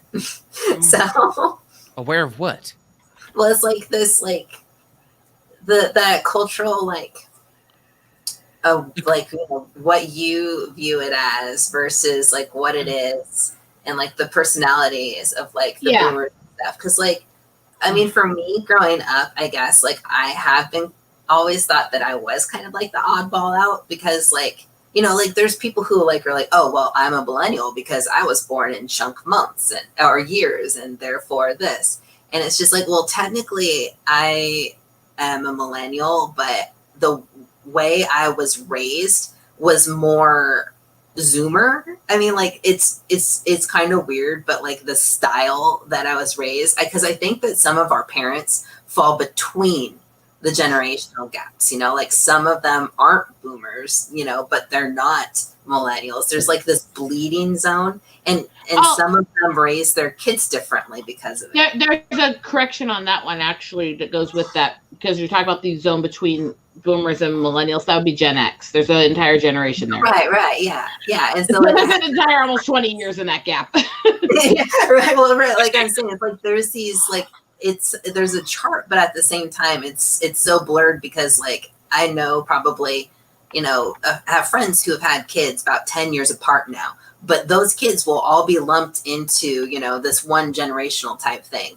But the way that they're going to be raised and the shows that they're going to watch and all that kind of stuff will be very different in just that small amount of time. Yeah. So it's they will be very different than the kids 10 years from next. I think what was throwing especially Tristan for a loop is Rosetta was talking about something that you can't really study on a micro level, person to person, generational cultural differences. You have to look at something like that on a broad scale. Yeah. Because it's an overall culture of the generation. When you start going down to individual people, people are going to be completely different, even though they're in the same cultural generation, which is probably why Tristan was getting a bit confused. I mean, I was talking about. Well, let me. I haven't spoken up. Go ahead. I was talking about Star Trek and video game stuff, but here's the thing. When I grew up, I certainly had friends who watched Star Trek, but I didn't. I'd go home. I'd play Sonic the Hedgehog, but then sometimes I'd go over to my friend Sean's house and we'd be fucking playing Mortal Kombat 2 all night long, right? So my life was in a different zone. Did Sean and I ever watch the Alien movies? No. We watched Mortal Kombat, the movie. That was pretty fucking cool, right? So my portion of nerd culture in the 90s was way different, and that's what I was trying to explain, and I thought that's where we were. It's like this was my slice, and I didn't explore beyond that very much. Here's the thing. Let me say this real fast so I can explain this. My nerd world is mythology, history, and social development of species. Yeah. So when I look at things, I start looking at the social development and how humans interact and stuff. And so I start making comments that I think throw people off. And it's also because I very, very much fit with a culture that's actually almost older than my parents. So probably why you have a generational cultural difference, because you and that's what I was getting at. I was actually taking a stab at myself there if I didn't finish it. See what the entire crux of all of this was the fact that he was on Star Trek and you went into a totally different direction. Yeah, like, okay, just an FYI, not that this channel has a stated existence, but if it has a stated existence, it's entertainment properties. So it's like that's the communication issue. He was talking about one thing, and then Rosetta shifted. She didn't just shift gears; she changed fucking arenas. Yeah. And AFK threw out several wait. She threw out several comments that tied the two sections together and actually shifted it towards what I did. I didn't notice because I didn't notice the transition from Star Trek to philosophy. Neither did I. And she made comments about the cultural difference between us and how to appeal to people who are younger than you when I was trying to tell you what I was feeling. And that threw me into that. And so she kind of put us in between the two. Yeah, well, I caught what she was saying there, but we were still on the topic of talking, generation like TV shows and stuff, younger, older, that sort of thing. So it was still relatively connected to what we were talking about at the time. Rosetta, being the lovely Rosetta, kind of jumped the fence on that one and started running the ball to a different end zone in a different city. She still not in the same part either. I'm gonna call that as she was not in the same place either. She was getting there. She was in the same ballpark at least. It was a bit on the right field instead of left field where the Star Trek was, but it was the same ballpark. Not really, but we were talking about buying my hot dog. What can I say? Okay, put it in your mouth, darling. All right. Okay, you know what? Knock it off. I had another topic I wanted to bring up today. I was hoping Lane could, but then I realized Lane probably doesn't have Steam. I wanted him to play a game for us tonight. What game? Frog Fractions. What? Frog Fractions. Fractions. All right, hold on. Is this the OG, like original Frog Fractions? It's the Steam version, so it's slightly improved. But I didn't play it till just today. I heard about it on YouTube and I downloaded it. I think I'd love to watch Lane try to play Frog Fractions. I don't know cool stuff. So is this like a brand new game, or is this literally a retro version of an old game? It's the same. It's like a remake of the Flash game from the past on Steam. But there is a sequel if you buy the add-on content. I don't think my PC will run it. Dude. Yes, it will. Frog Fractions is 3D in the least. You could run it on a sentient potato. Oh jeez. All right. Wait. The game. If somebody can run Doom on a fucking pregnancy test, your computer can run Frog Fractions. Oh my god! Wait, what? That's something that happened last week. You got to tell this story. You got to tell that story. Is this on YouTube? Can I watch this? All right, open the Steam client bootstrapper, you motherfucker. I know Steam is installed. I feel like you're almost having a Christian Bale moment there, and you're shouting at some key grip off screen. You're like, God damn it, do this right. Work. What the fuck is wrong with you? You're in Atlantean's white. All right. Lane, while you get Frog Fractions sorted, share my screen so I can let me put it up there. Oh yeah. No, what the fuck was that? Sorry. All right. So we can see Doom running on a pregnancy test. Wait. What the fuck? Are you fucking shit, dude? Make that full screen. No. What the fuck? The music's not coming from the pregnancy test, but well, I don't think a pregnancy test has speakers. Oh, But okay. that's E1M1 right there. Well, you know what? If the girlfriend really wanted the boyfriend's attention to let him know that she's pregnant, this was not a good choice. Hey, honey, it's a demon spawn from Phobos. What the hell?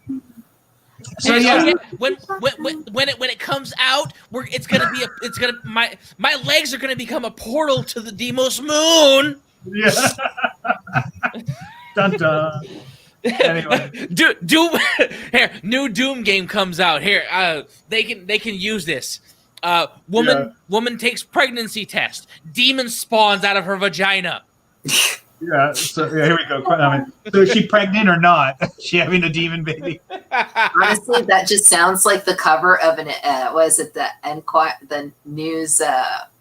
What's that? The magazine. Right. Oh man. I was just thinking this sounds like a digital video game version of Rosemary's Baby at this point. Rosemary's Baby. All right, I'm gonna take put my glass. I told you, I think in literature. I didn't say anything. Wasn't that a movie as well? Yes. With the accent and everything. Rosemary's Baby. There you go. I was actually mimicking Charles Dance. Right, so did you get? Because in Last Action Hero, Charles Dance is playing the evil villain, and he's talking about bringing villains in from other films, and he mentions Rosemary's Baby. And everybody knows Charles Dance, the fucking gloriously British villain. You gotta stop and say hi to Gilkman. Yes, hello, how you doing? Wait. Hold on. Oh, Thomas, hang on. Where are you? Hey. There we go. Hi, Thomas. I'm here. All right, let's see if this works. Let's hope it doesn't cause my computer to chug. I'll be right back. I gotta let somebody know something, though. I just got an approval on something. Cool. What the fuck? Uh-oh, what's going on now? All right. Oh, for fuck's sake. How do I turn the volume down on this thing? On Frog Fractions or on your computer? If I turn the volume down on my computer, I turn the volume down on the stream. Okay. Let me share my second screen here. I'll show you a little hint here. So, all right. So you see your little volume thing here. If you right click on that, you go to Open Volume Mixer, and you can totes go over here and turn down individual volumes.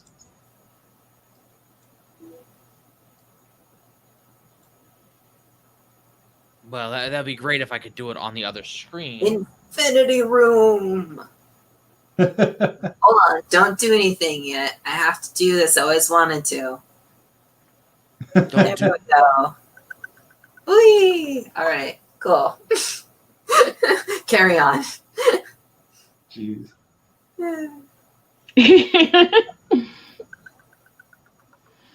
All right, Frog Fractions. Let me turn this down a little bit. I want to hear it, but I want to be able to hear. All right. Do you guys see what I said? No? Yeah. Okay. Hold on, girl. Dinner's ready. I'm just going to shove this through the camera for you, okay? It's No. My parents actually do dinner out they there. have all kinds of vitamins and minerals in those Fruit Loops, man. It's part of a balanced breakfast. Aww, My family made me dinner. I gotta go. That's so sweet. How dare you rub it in our face that you have awesome people making you food? Don't you know you're supposed to make it? Mwah. Bye, girl. We get Stay out of trouble. For applesauce. Bye.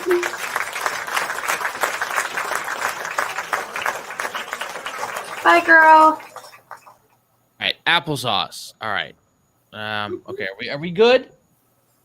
Yes. All right, let me see if I can share the screen. Fuck off. Application window. Frog Fractions. All right, so what the fuck is this supposed to be? Frog Fractions. Ever. Right, hold on. Dude, this is like the what is it? The Typing Dead. Have you done that one? Typing of typing. I haven't played it. I know it's on Steam, but it's awesome. You'll hate it if you can't type, but it's basically House of the Dead, like the shooter you can play at the arcade, but you have to type words to fire your gun. And it comes up with the biggest, stupidest words that you have to type really fast in order to shoot the zombies. It's awesome. I don't want to sound like, an old person, but I think we do know what House of the Dead is. Yeah. Well, There's dead things in this house. I might need to shoot them. Think about this. Tristan and I are avid video gamers. We've played in arcades growing up because there've been arcades around our houses. How could we fucking not know what House of the Dead is?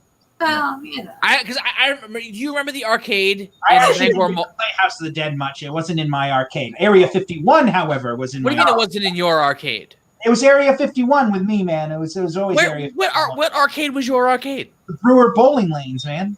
Oh, you should have gone to the Bangor Mall back when it was the my mom took me. She went bowling every Tuesday. She took me. Totally true. There were two different arcades. The one I always went to had the House of the Dead, but on occasion there was one that was further away that I went to that had the Area 51, but they didn't have the House of the Dead.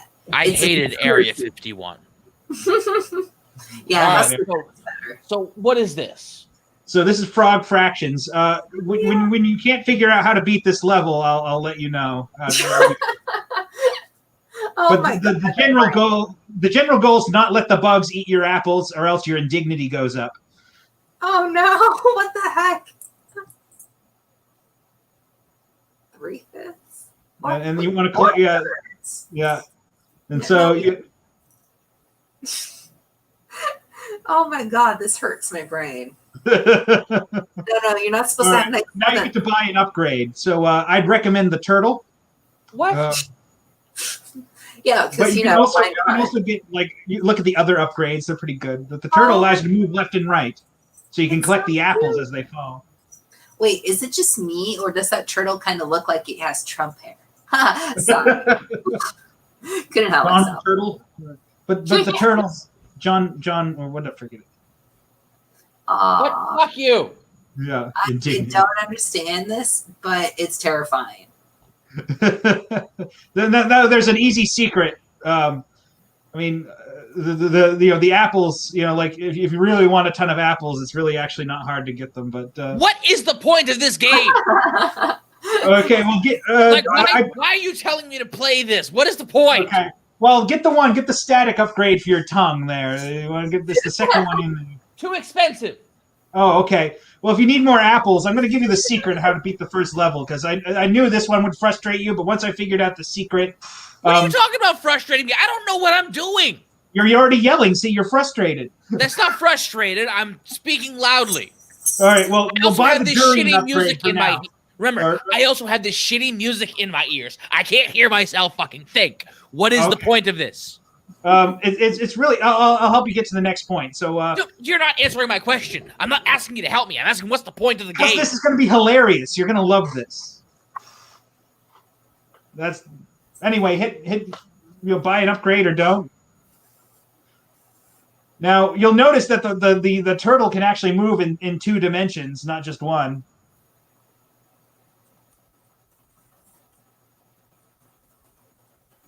Maybe move down. Would you shut up?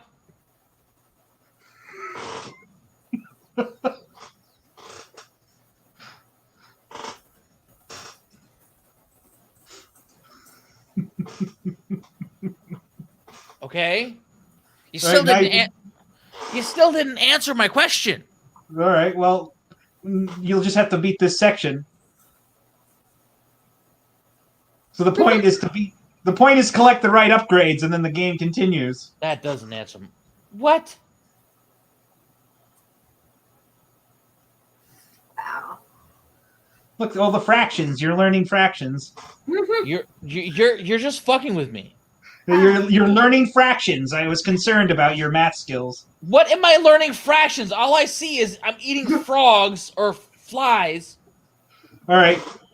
So pick the static cling upgrade. There we go. Static cling tongue. There you go. Hey, you guys carry on with your turtle and frog. I'm gonna have to get going, but Okay. continued to confuse him.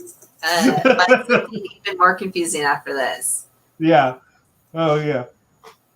All right. Thanks again. And Thanks for coming on, Bard. It's always great to have you on. Yeah, thanks. Bye. What?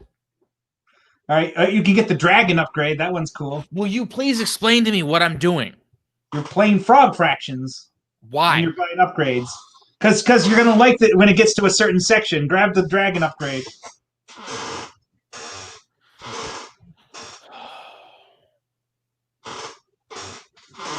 All right. What? Now you have a dragon. You can move up all the way around the...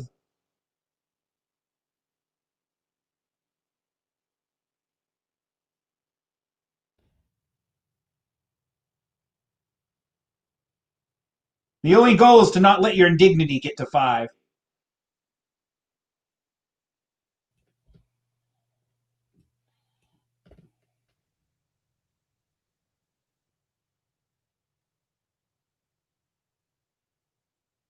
Now buy the warp speed upgrade for the dragon.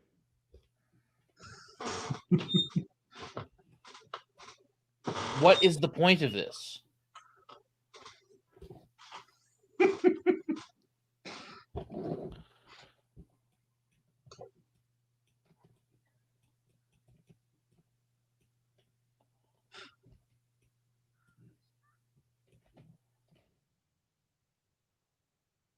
I don't need to shoot at anyone but you. I think it might be racist. What? You let the asteroids push you around. We said not to do that.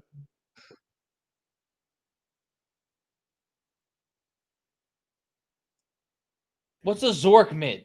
Yeah, it's money. Don't forget to avoid the road. There's Bug Mars now. Their home planet. They're gonna regret messing with us. Do a barrel roll.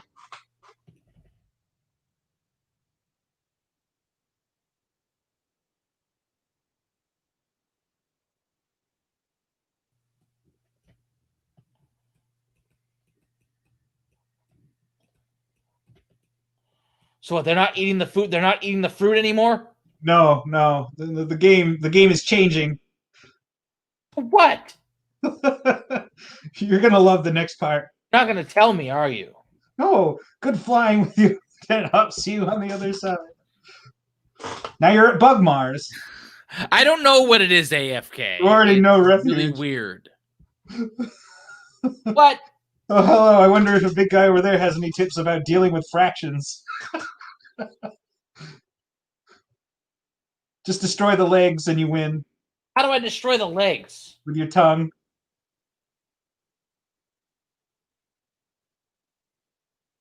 Destroy the core. You're under arrest. Thank you for your cooperation. This.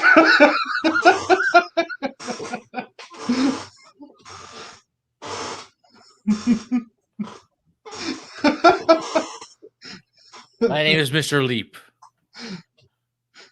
So unfortunately, we still have a quarter to meet, so we have no choice but to book you. These charges carry minimum sentence 20 years hard labor. There's a special offer this week, which they become a naturalized citizen of Bug Mars. What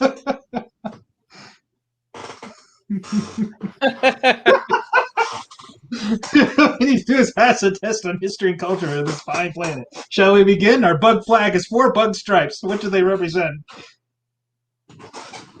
Bugs. A little bit on the nose, isn't it? Relax on that one. Next question on the same. On Jersey Shore, what is Bug Snooky's favorite flavor of ice cream? Scored 20 bucks ago, Bug and Chief Bug Thomas Jefferson wrote the creation of bugs that we were blessed with which inalienable right? The right to bugs, the right to sentient space fruit as slaves. The right to refuse to testify against your hive mind in court.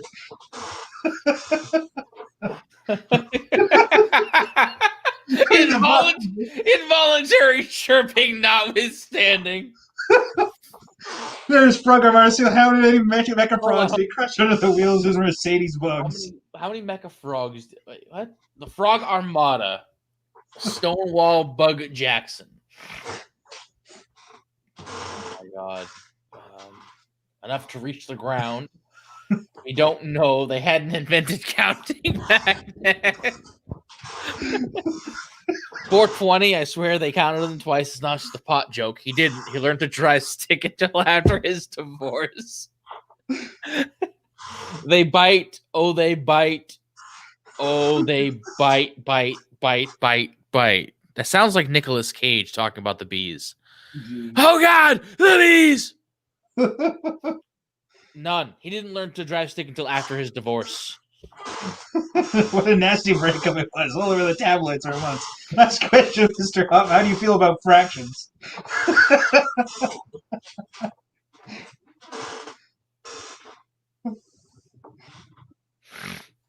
I think you're a huge Philistine and hope you die, but that is correct. I'm impressed, Mr. Huff. It's the first perfect storm or fake naturalization program we has ever seen. The father and son said we decide to issue a work visa. We just sign here.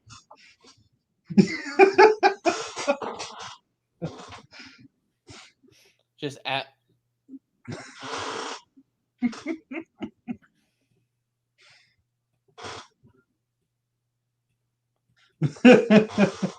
For novelty purposes only.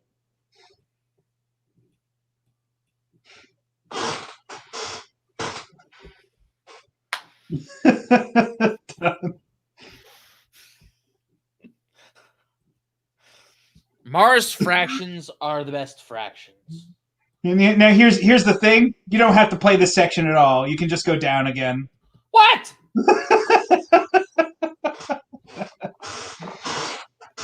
Is this a troll? This whole game's a troll. Is that what it's about? It doesn't. It's like I'm thinking frog fractions. Like, what the fuck is a frog fraction? Well, it was trying to be like parody itself as one of those kids' educational games, right? What the fuck? Now you're in a maze. Well, Is he talking about boxing? Yes. The guy in your headphones are talking about boxing in a profoundly wrong way.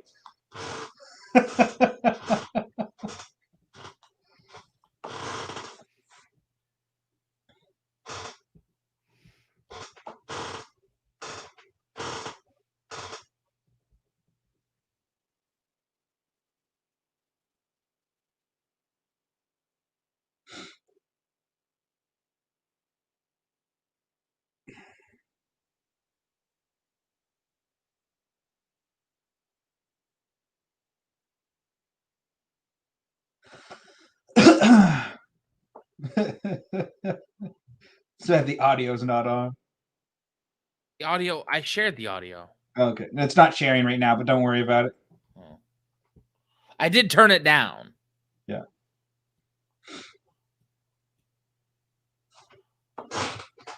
Andre Felipe.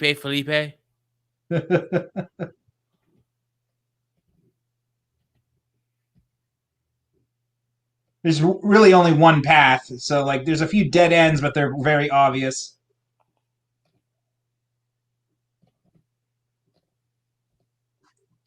Oh, fuck off. I think you're going in reverse. Am I? Yeah. Yeah, you're definitely going in reverse. Oh, fuck off. I What the fuck is the point of this? felt this section went on a little too long, and after this is a text adventure, but then... You don't say it's going on a little too long. Yeah, you can quit now if you want. I wanted to go through that little part, but after that, you go to get elected for... Why'd you want me to go through that little part? the one where you're in court, because it's hilarious. My God. Although you are getting through the maze. After this, it's a text adventure for a short time, and then you run for frog president, and then it's Dance Dance Revolution. What? What the fuck does this have to do with fractions? Nothing. Wait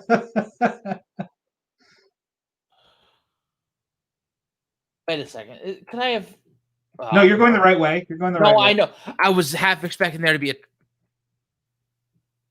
Everything here is just visual. Like there's a funny thing if you go over to the right a bit more and down. I think it's the first one. Down? Oh, maybe not. No, okay, I guess you gotta keep going right. there is a few more visual things going on here.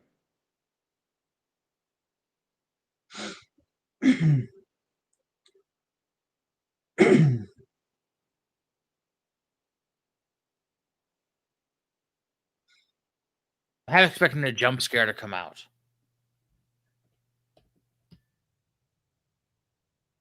What the fuck? Oh, you missed it. Oh, there was Missed like a walrus watching a TV at a certain point, but I guess it just really didn't show up.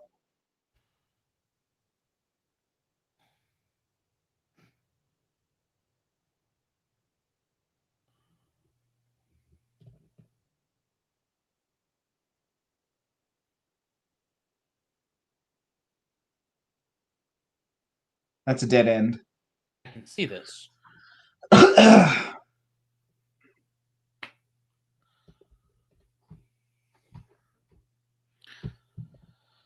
All right. I don't understand the point. People consider this kind of a funny game just because it has no point and it's also like random as fuck and goes through like a bunch of different genres. Keep in mind, it was originally a Flash game from the aughts, so like it's kind of, that's why Dance Dance Revolution's in it, not something more modern.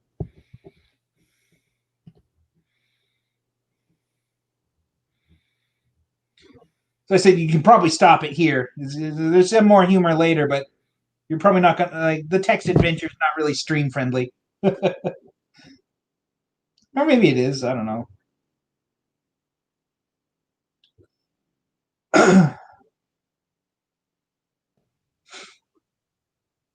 And this guy talking about boxing is really fucking bugging me. It's like I don't know if the audio is capturing or not, and there's nothing. I'm not so. It's kind of hard to impress how weird it is hearing this. And he's talking about like how there's purists about this kind of boxing, like and how punching's a new thing, and it just kind of caught on. And then like, what the fuck is that? It's a spaceship.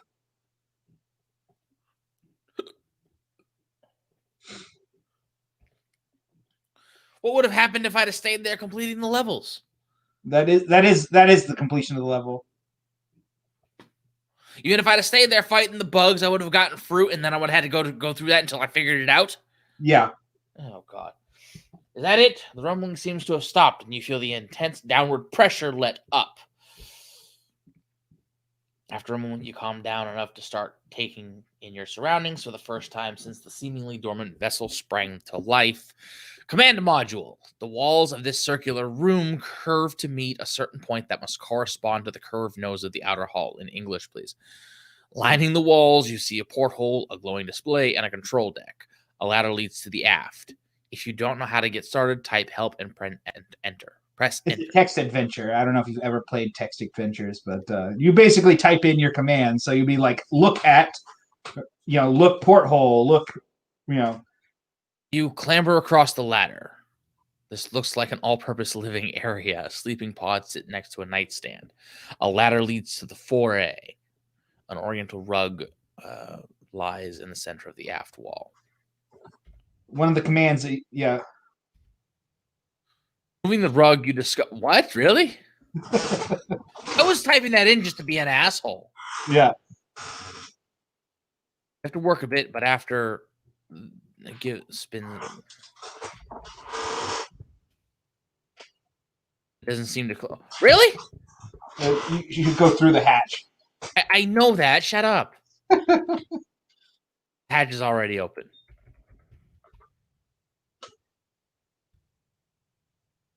I only understood as far as I can.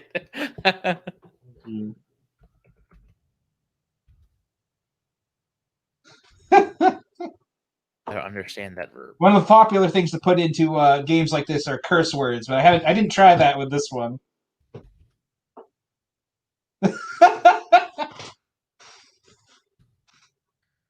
You seem to be having trouble to parse or and or guess the word trouble. Remember, you can type help for... Apparently it understands the word shit. I don't understand.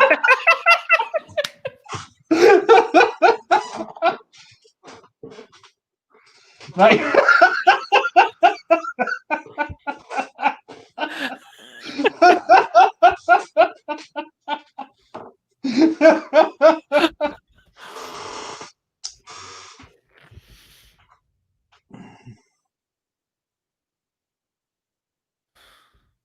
Not your time. It's not a place you can go. like open nightstand is just. Yeah, sometimes it's just. Iowan? Yeah. I could just give you all the answers you want, but yeah, in the nightstand is a manual. All right, stop it. Yeah.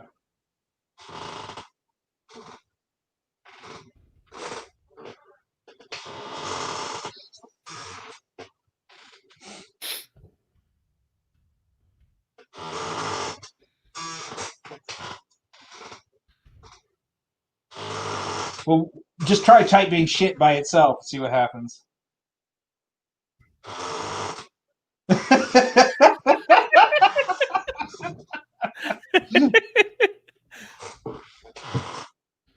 Oh, jeez.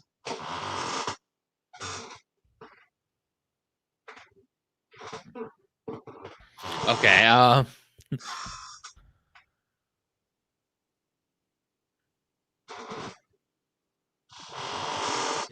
It's a manual for the navigation module or computer on the command module. After leafing through it, you feel confident you understand how to use the interface well enough to set up a route back to Bug Mars. Your score has gone up by 2 1/8 points. What? Oh my fucking Christ. Okay. Just to let you know, to get through the 3 areas, you can just use aft or 4. So What? aft, there's 3 areas. You can use aft and 4 to get between them.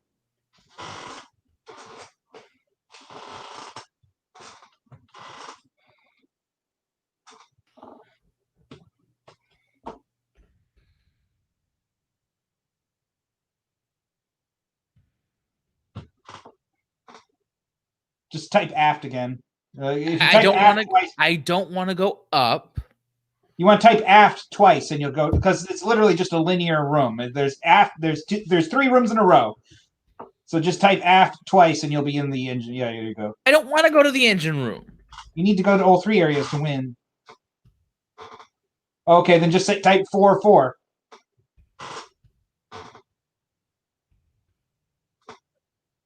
Oh, for fuck's sake.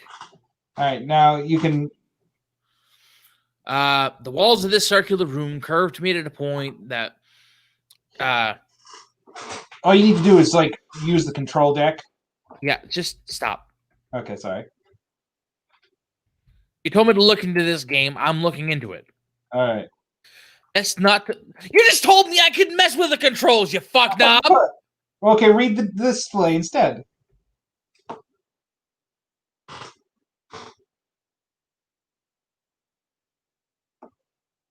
Read display.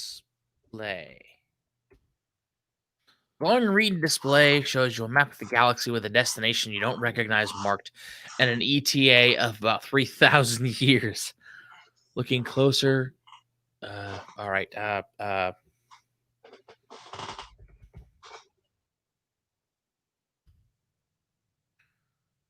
Oh, route details.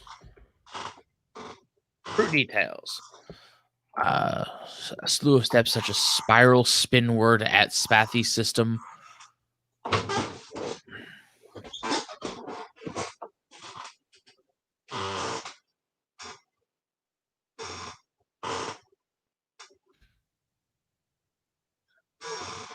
Okay. Yeah, there you go. New destination. You definitely plot a course back to Bug Mars. 57 3/5 years. Fuck off with your fractions. You run a diagnostic and determine the vast majority of the time is going to be spent looking through bug customs. Aft. All right. Select an all-purpose living area. A sleeping pod. A ladder leads to the foray. You've pulled the rug. So where if I go to the foray? Oh no, aft.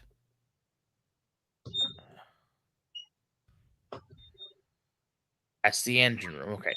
Nearly every surface in this room is covered with a sticky pink goop, which seems to be thicker than your. Okay. A hole in the wall exposes a nest of wires. There's a hatch leading.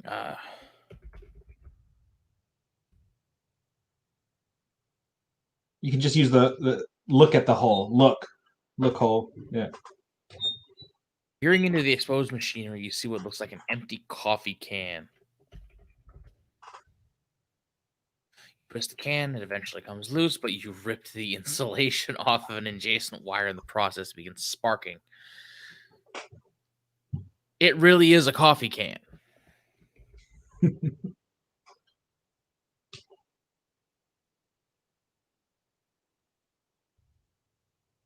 There's wire in there sparking. That's not something you can carry around. The gray machine's the next thing. You try to pull the wire away from the nearby components, but it returns to its natural position, touching the strut. All right. What? You only typed gray machine. What am I supposed to type? Look machine. How? The machine consists of a spigot aimed at a flat platform, a handwritten sheet of paper. Read paper. Read paper. Not red, you fuck knob. This is the out of order note included in your game package. I think that's a joke about Star Tropics for NES. You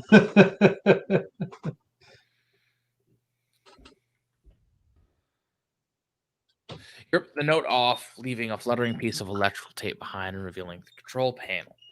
Read paper. Oh, fuck off.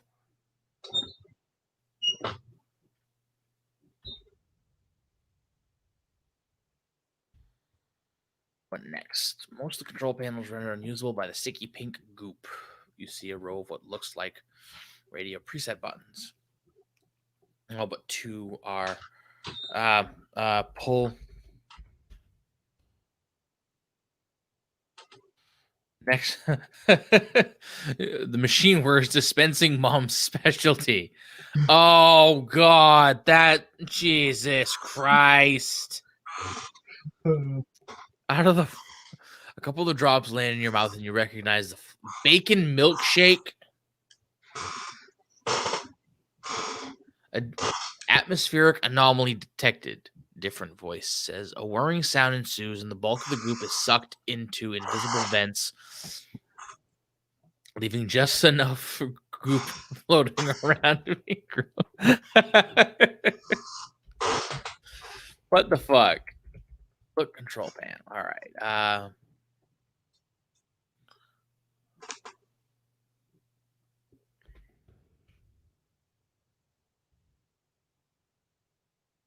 It's button. Oh, you have two T's there.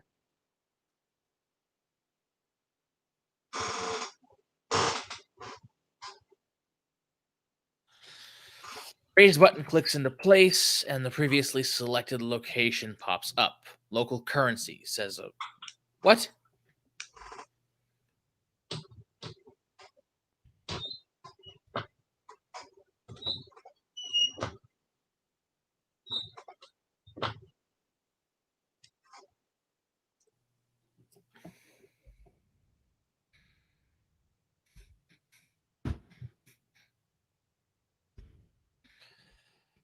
Machine dispensing local currency. A thick stream of Zork mids shoot out of the faucet, bounce off the plat.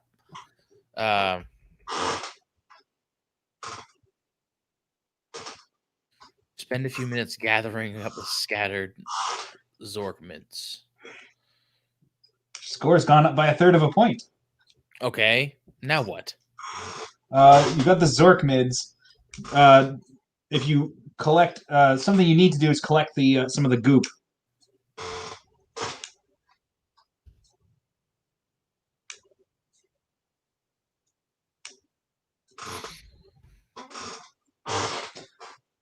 You have to use the dispense. You have to put the can down and then. All right, stop Okay. it. Stop telling me what to do. All right.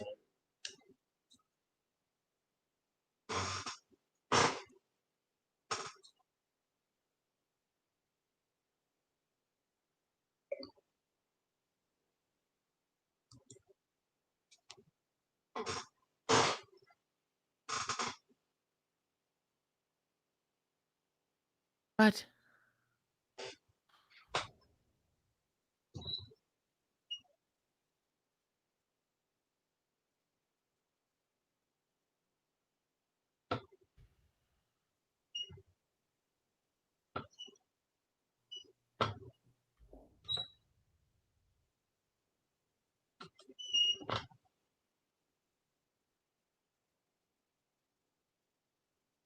What the fuck is it? Well, read this. Says it's splashing against the flat platform. What the fuck does that mean, though? Put the can on the platform. Jesus Christ.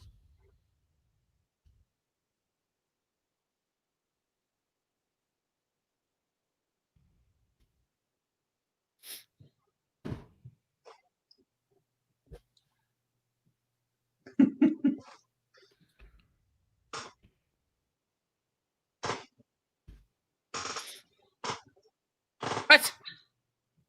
Oh. Mostly goes everywhere but the coffee. Okay. What is so funny? I just love this. The can's already in your inventory again. What the fuck am I doing with the goop? You'll need it for later. The only other thing you need to do here is fix the wire.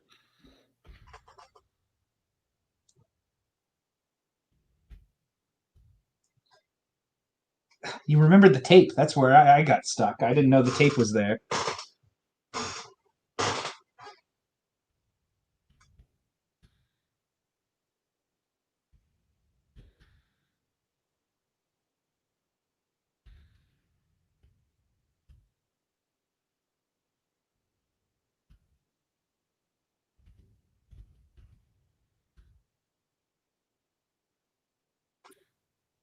Okay.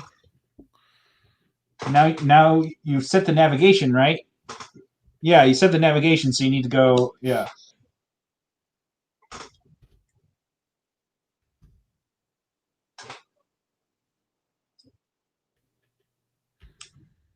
The only thing to do now is sleep.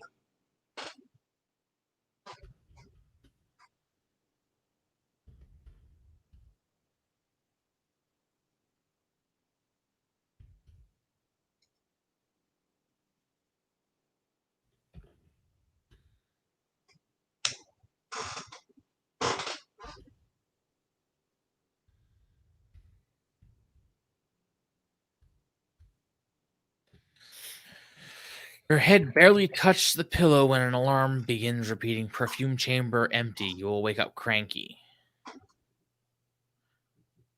You assume it's going to stop eventually, but it's... Okay. Where's the perfume chamber?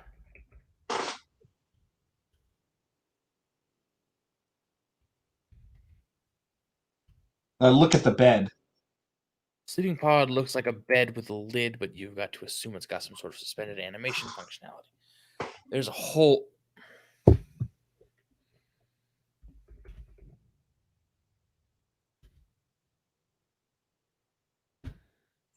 9 halves of a point.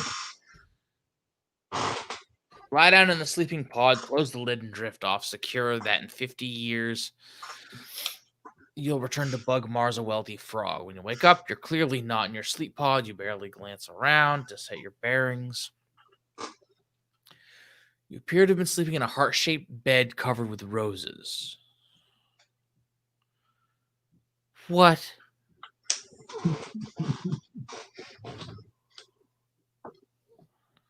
What the fuck?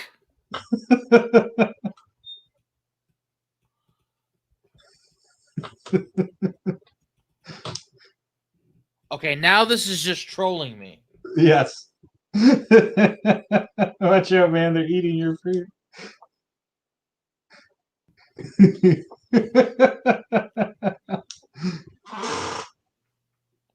Okay, that's pretty good. That's pretty good. You call your friend Droggy the flying dragon. That's his name, Draggy? Yeah. I just had the worst nightmare. I'm not sure that a support group for human bug eaters is really going to get much of a following. And if we drummed up.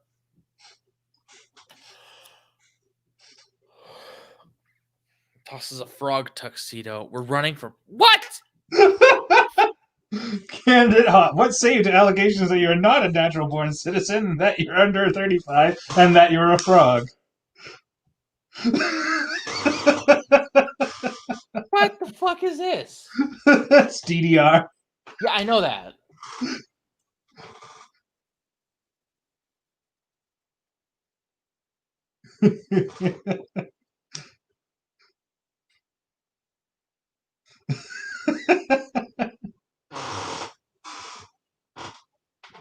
You can literally just mash the buttons.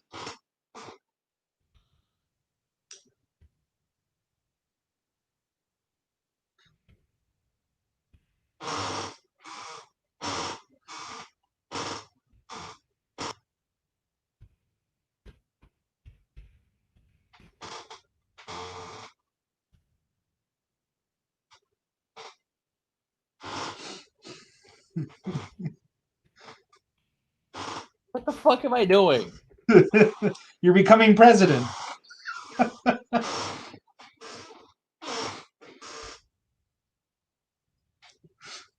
How the fuck am I becoming president by...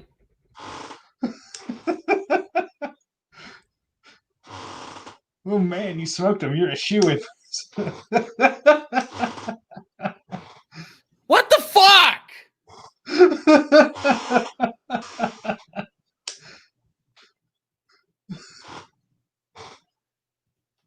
Oh, right. If I click on anything else, the game goes silent. Sir Clarence Casterpop. Ferdinand Croker.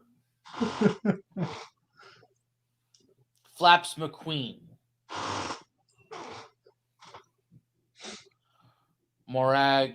What the fuck is this? Is this the credit sequence? It's a fake credit sequence using tracking meter as himself. Is that it? No. Numerators and denominators. Fuck off!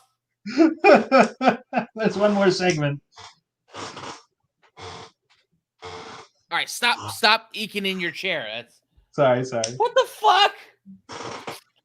Bug weather report: hot and dry. Bug assets: 2 million Zork mids. Cost to produce bug porn. 10,000 Zork mids a megabyte. How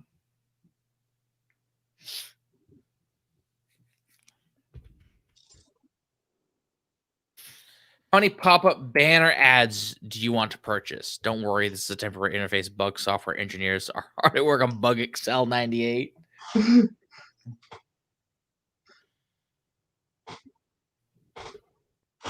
What price do you wish to charge for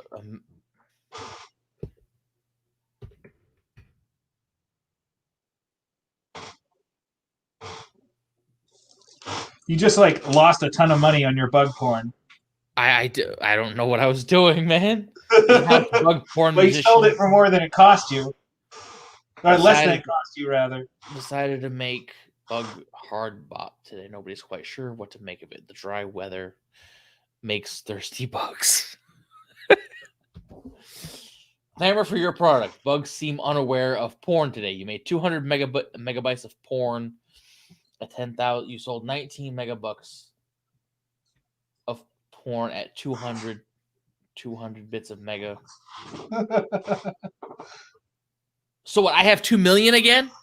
I don't know. Hit space. Well, it says I made 200 megabits of. Why are we talking about bug porn on a stream? Hit space. Okay. Let me put this over here. Jesus. Okay. You scroll.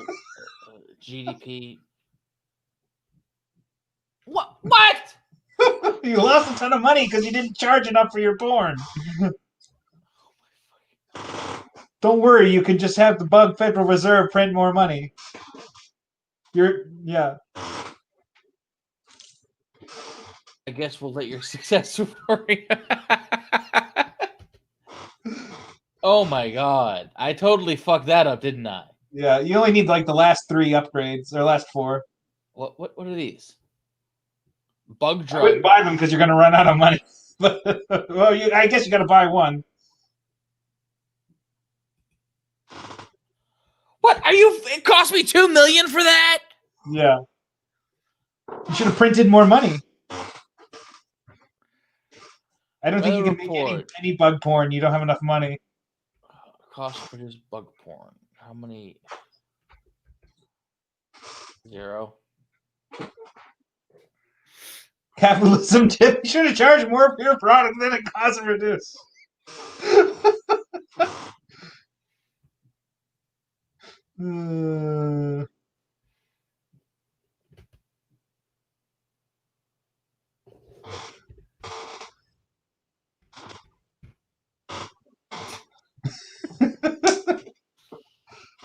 All right.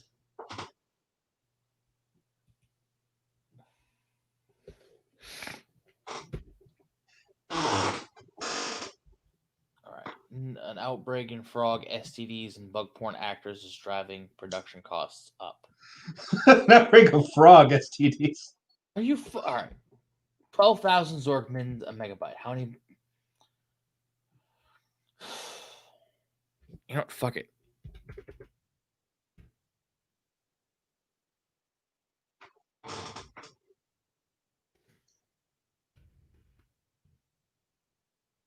You lost 2,000 a megabyte.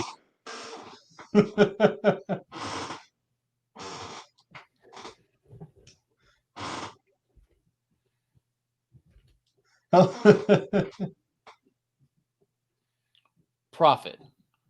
Sold 0 and nobody bought any. All your bug porn is ruined. How many Zergmans do you want them?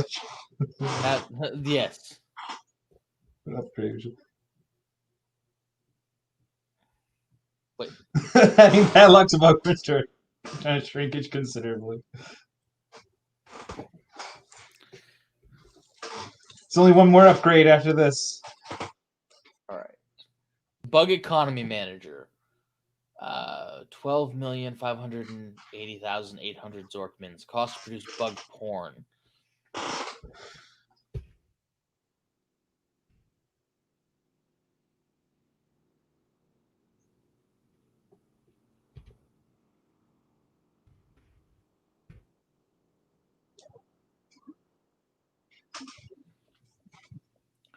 Bug porn centers are working today. There will be no bug.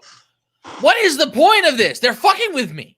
Yeah, the bug porn censors bought all your bug porn at lunchtime.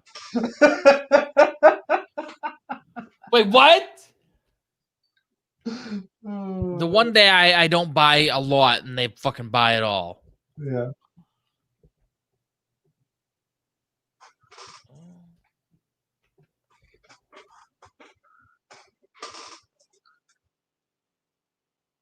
Presidential swimming pool. Those upgrades don't do anything for you now. Just the swimming pool ends the game. It ends the game? Yeah.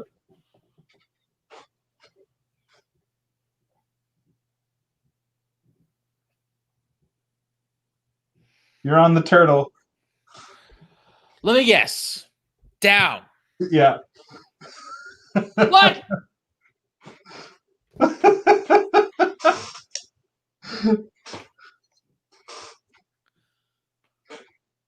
You know, watch the credits at least for a little bit. I'm glad you had fun watching me do this. I did. You did better on the text adventure than I thought you would. Why? Because I just thought you wouldn't get the same train of thought, but you did actually really, really well. You beat me even because you remembered the tape. What the fuck?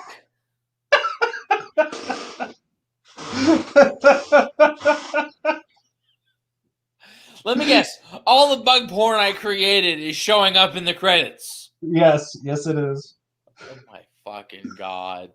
And of course, it's not actually showing anything. It's just fucking with me. Well, they are pictures of bugs mating. Yes, but, it's not censorship worthy. But there were bug sensors.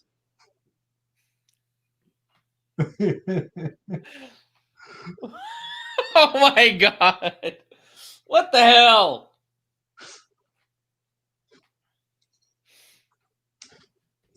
Oh, jeez. Oh, man.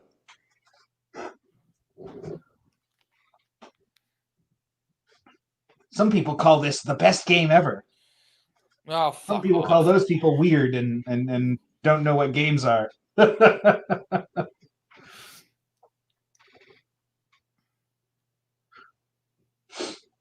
Background photography.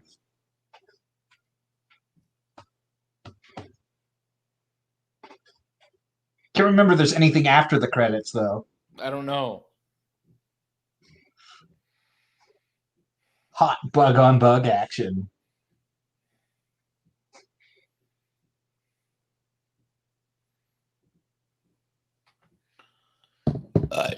Why are we watching this? Can't remember if there's anything after the end. Bug photography. So the point of this game isn't the bug eating thing at all. No. It's known for the fact that the goalpost moves so often and it changes what the game actually is every time. The Hat DLC is actually like the sequel. The Hat DLC? Yeah, there's a $10 DLC that's a hat, but it actually is like the sequel. And what does the hat do? It actually, I thought it was kind of stupid. I could probably stream it myself, but later. Well, that bee's not even mating with anything. That reminds me of Conker's Bad Fur Day. Yeah. Memory of beard number 2. What? And that's how long he had a beard? I don't know. That's it. That's the end. Although, like I said, I think there's like a quick scene.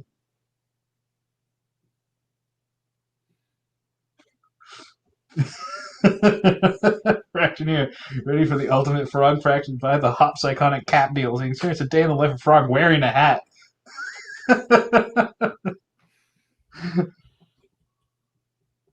And that's it. That's the end.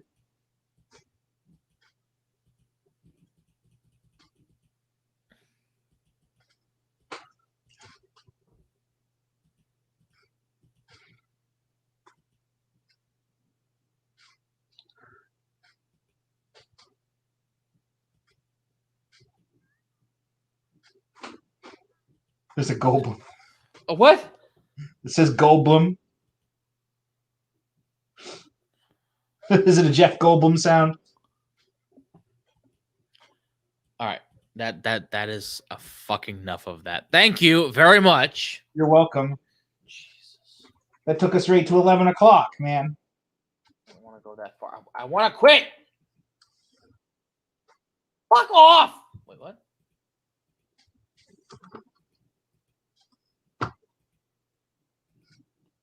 Jesus Christ. All right. Thank you. You're welcome. That was I wasn't great. talking to you. I was talking to people still watching. Okay. Thank you. Oh, Jesus Christ. I don't know what to make of that. But yeah.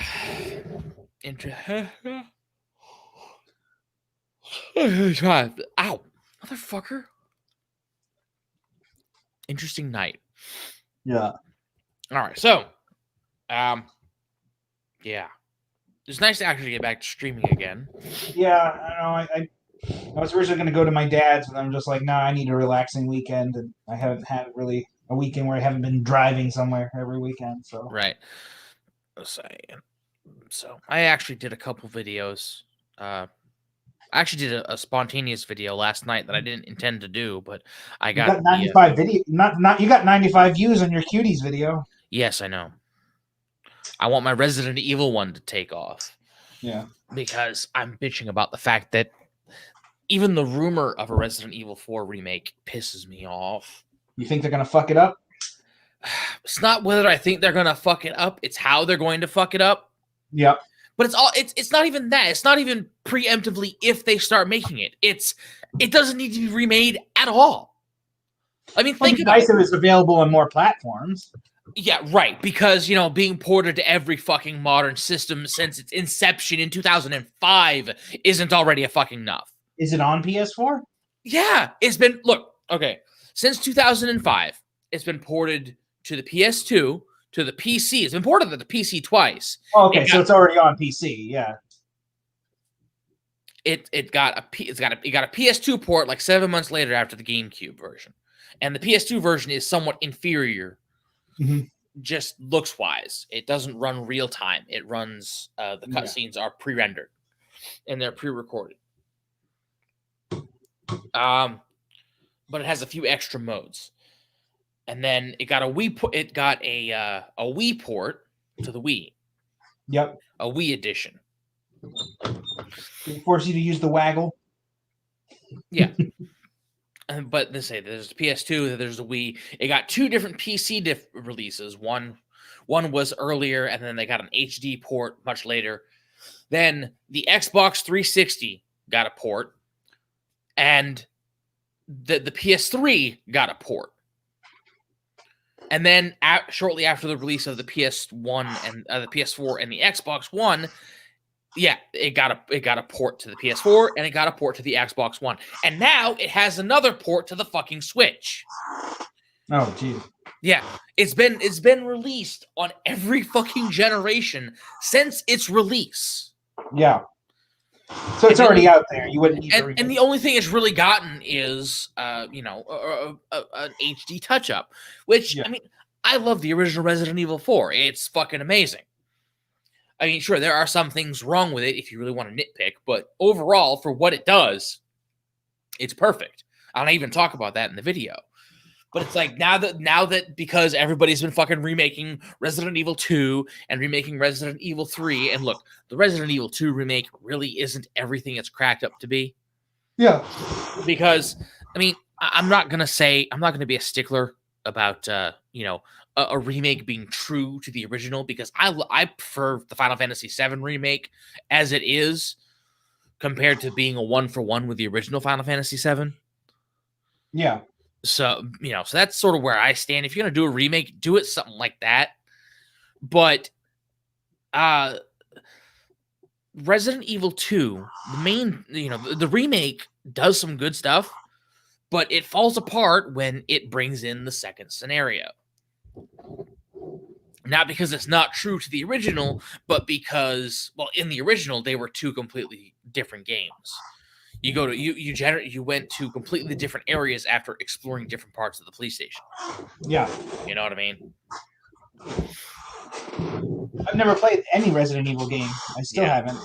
So, but basically, if you play scenario 1 and then you play scenario 2, in the order I played Leon first. So you're getting chased by Mr. X and you're fighting Birkin, which in the original, I don't think Leon ever fought Birkin except for at the end.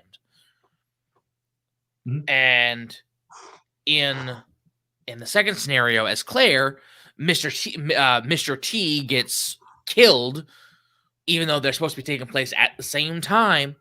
Yeah. Mr. T gets killed, like ripped right the fucking half by G in the same spot that you fought Birkin as Leon at the police station. So it's like, the fuck, A lot of the same story beats are there. It's like, this doesn't make any sense. Like, there's no point in having two separate scenarios that are supposedly linked together if you're doing the same things just as different characters. That doesn't line up. You know what I mean? Yeah. Because basically, the way scenario 1 went, I played as Leon. which means Leon got interrupted by Mr. X, got his ass chased around the police station by Mr. X, fought Mr. X in the police station, escaped the police station, fought Birkin underneath the police station, did his escape, went down to the sewers, met up with Ada, fought the gigantic crocodile and blew his head up in the sewers. Yep. And then ran around the sewers a little bit, fought Birkin in the sewers, and then on this platform, which was actually completely new for that particular spot. And then, which is the second fight. And then you go down to the laboratory, which is connected to the sewer. Yep. With Ada. And then you go through the laboratory, and then not Mr. X, fucking Birkin. Mr. X actually leaves you alone for most of the laboratory. He shows up in the forested area just to piss you off a little bit. Yep. But and then you go to fight Birkin just as you're about to escape the laboratory and leave. And Birkin and you meet Annette and everything, and Birkin does this amazing fucking, like Scissor Man clock tower shit through the fucking roof. And the first time I played it, I was like, I was just so fucking pissed. Yeah. It's like I have the I posted it on my YouTube channel at the very bottom. Actually, I might be able to find it. Let me think. I'm still waiting for Capcom to finish doing HD remasters of the Onimusha series, but they only did the first game, and then they're just like, Resident Evil's where it's at. It's like, but Onimusha. All right, where is?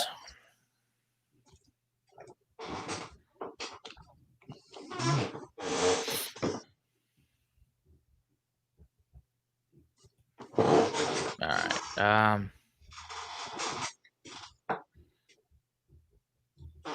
mean, their game's in the same engine as Resident Evil, so it's just samurais and magic and shit. I don't know if I uploaded it or not. It should be here.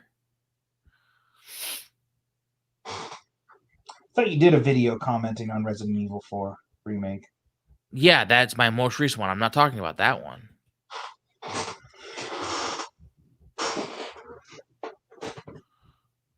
Okay, fuck it. I think I might have deleted it. I'll have to upload it again.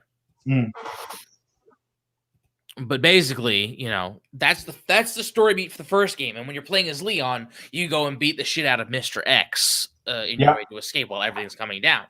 Well, in the second scenario, as Claire, which all through scenario 1, Claire's off doing her own thing. That's what you'd expect.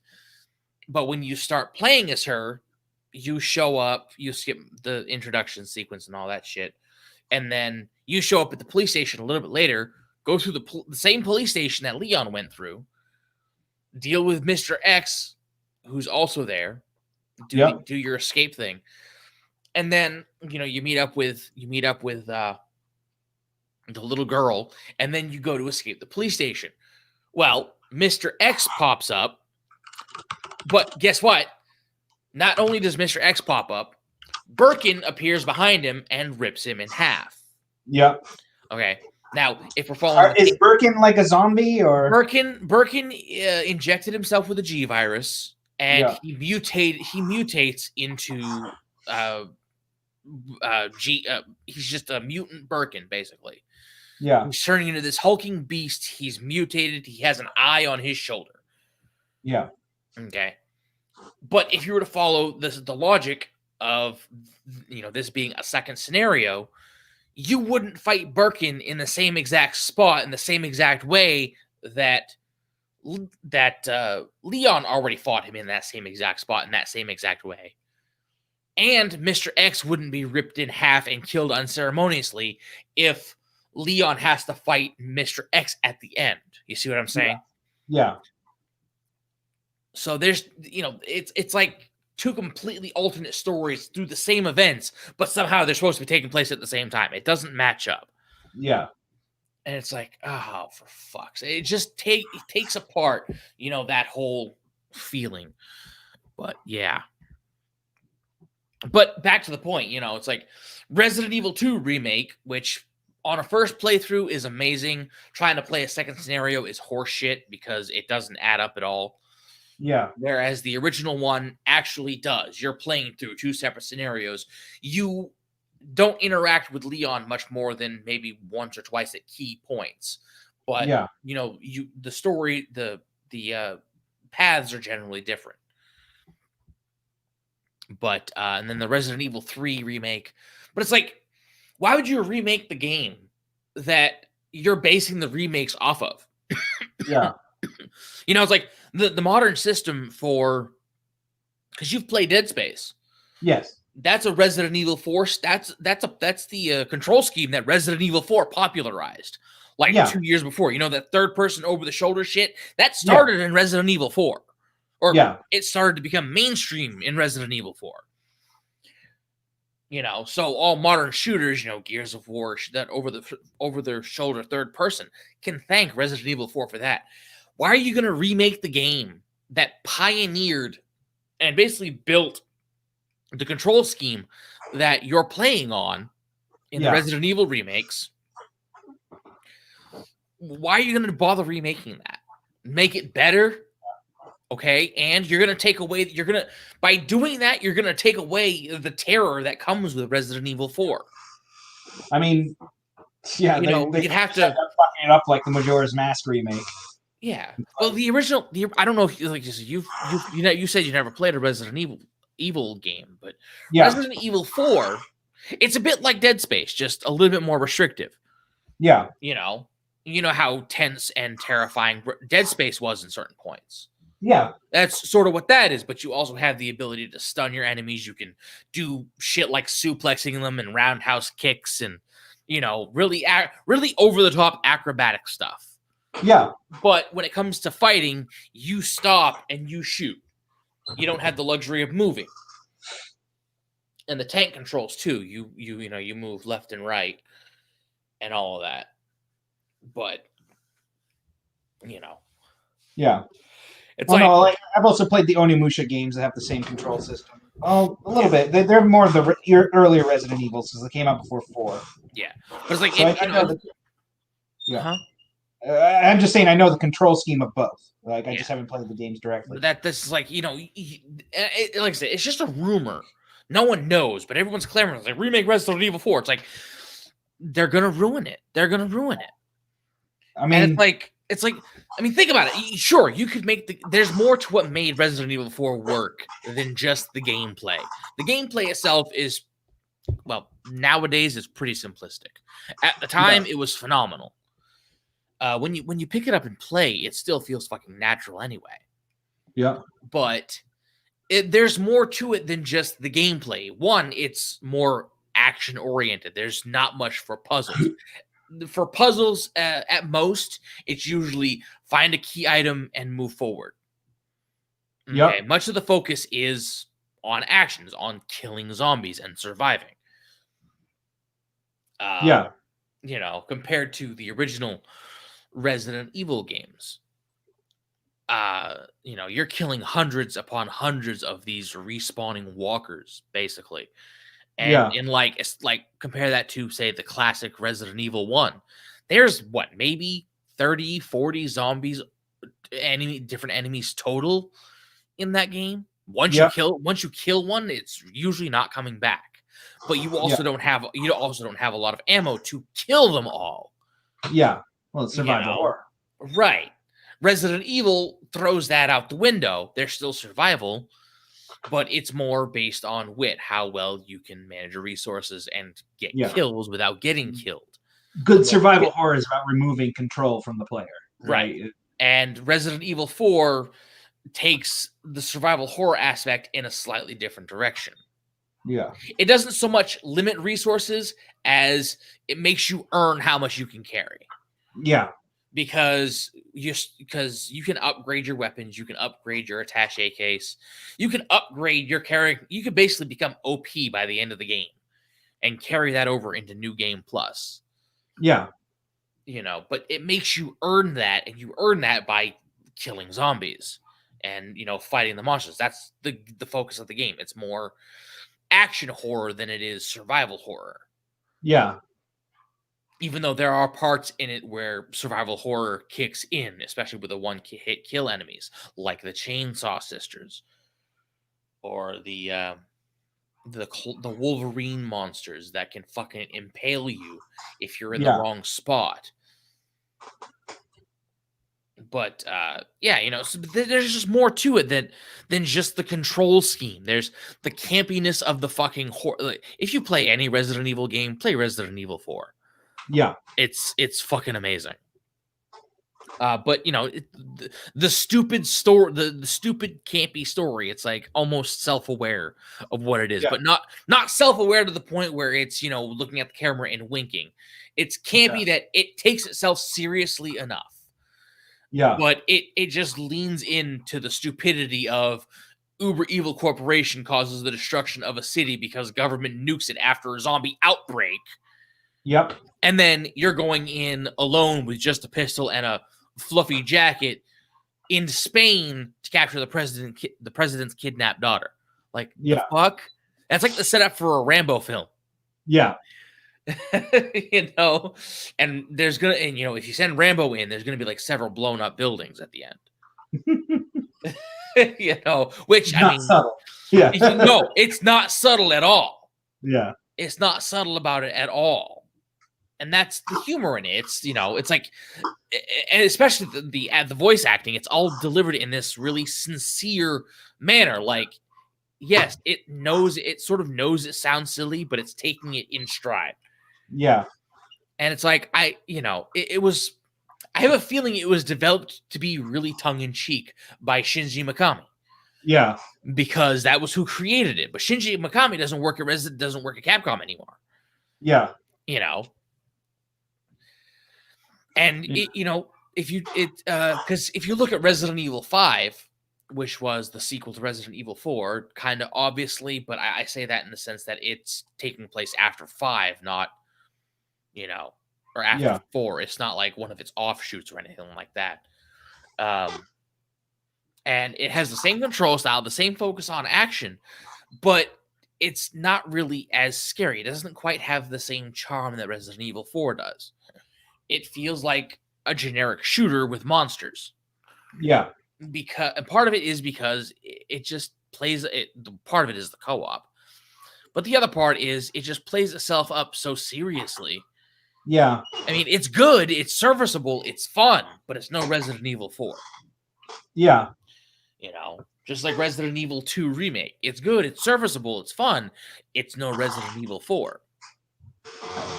Going back to the Onimusha series, like they did the first 3 Onimushas. They're a lot like the original Resident Evils.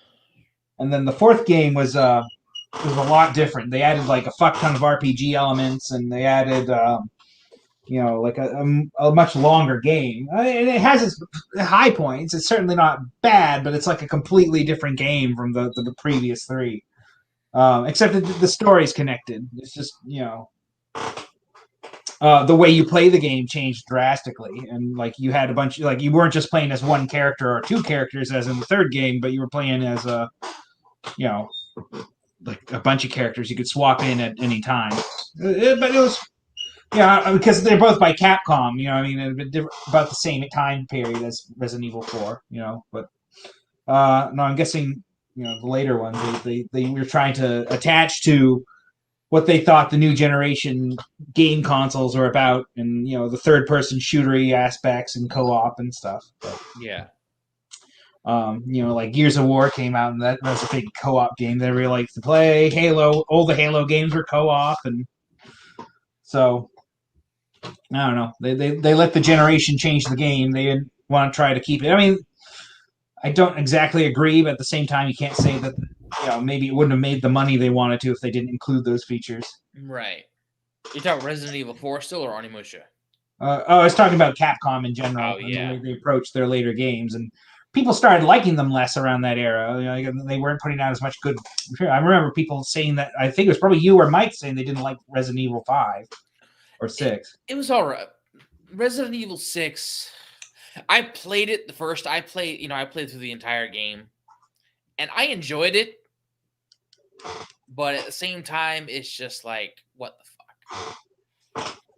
I have a feeling if I picked it up again and played through it again, which I just might do that because I have my Xbox hooked back up. Yeah.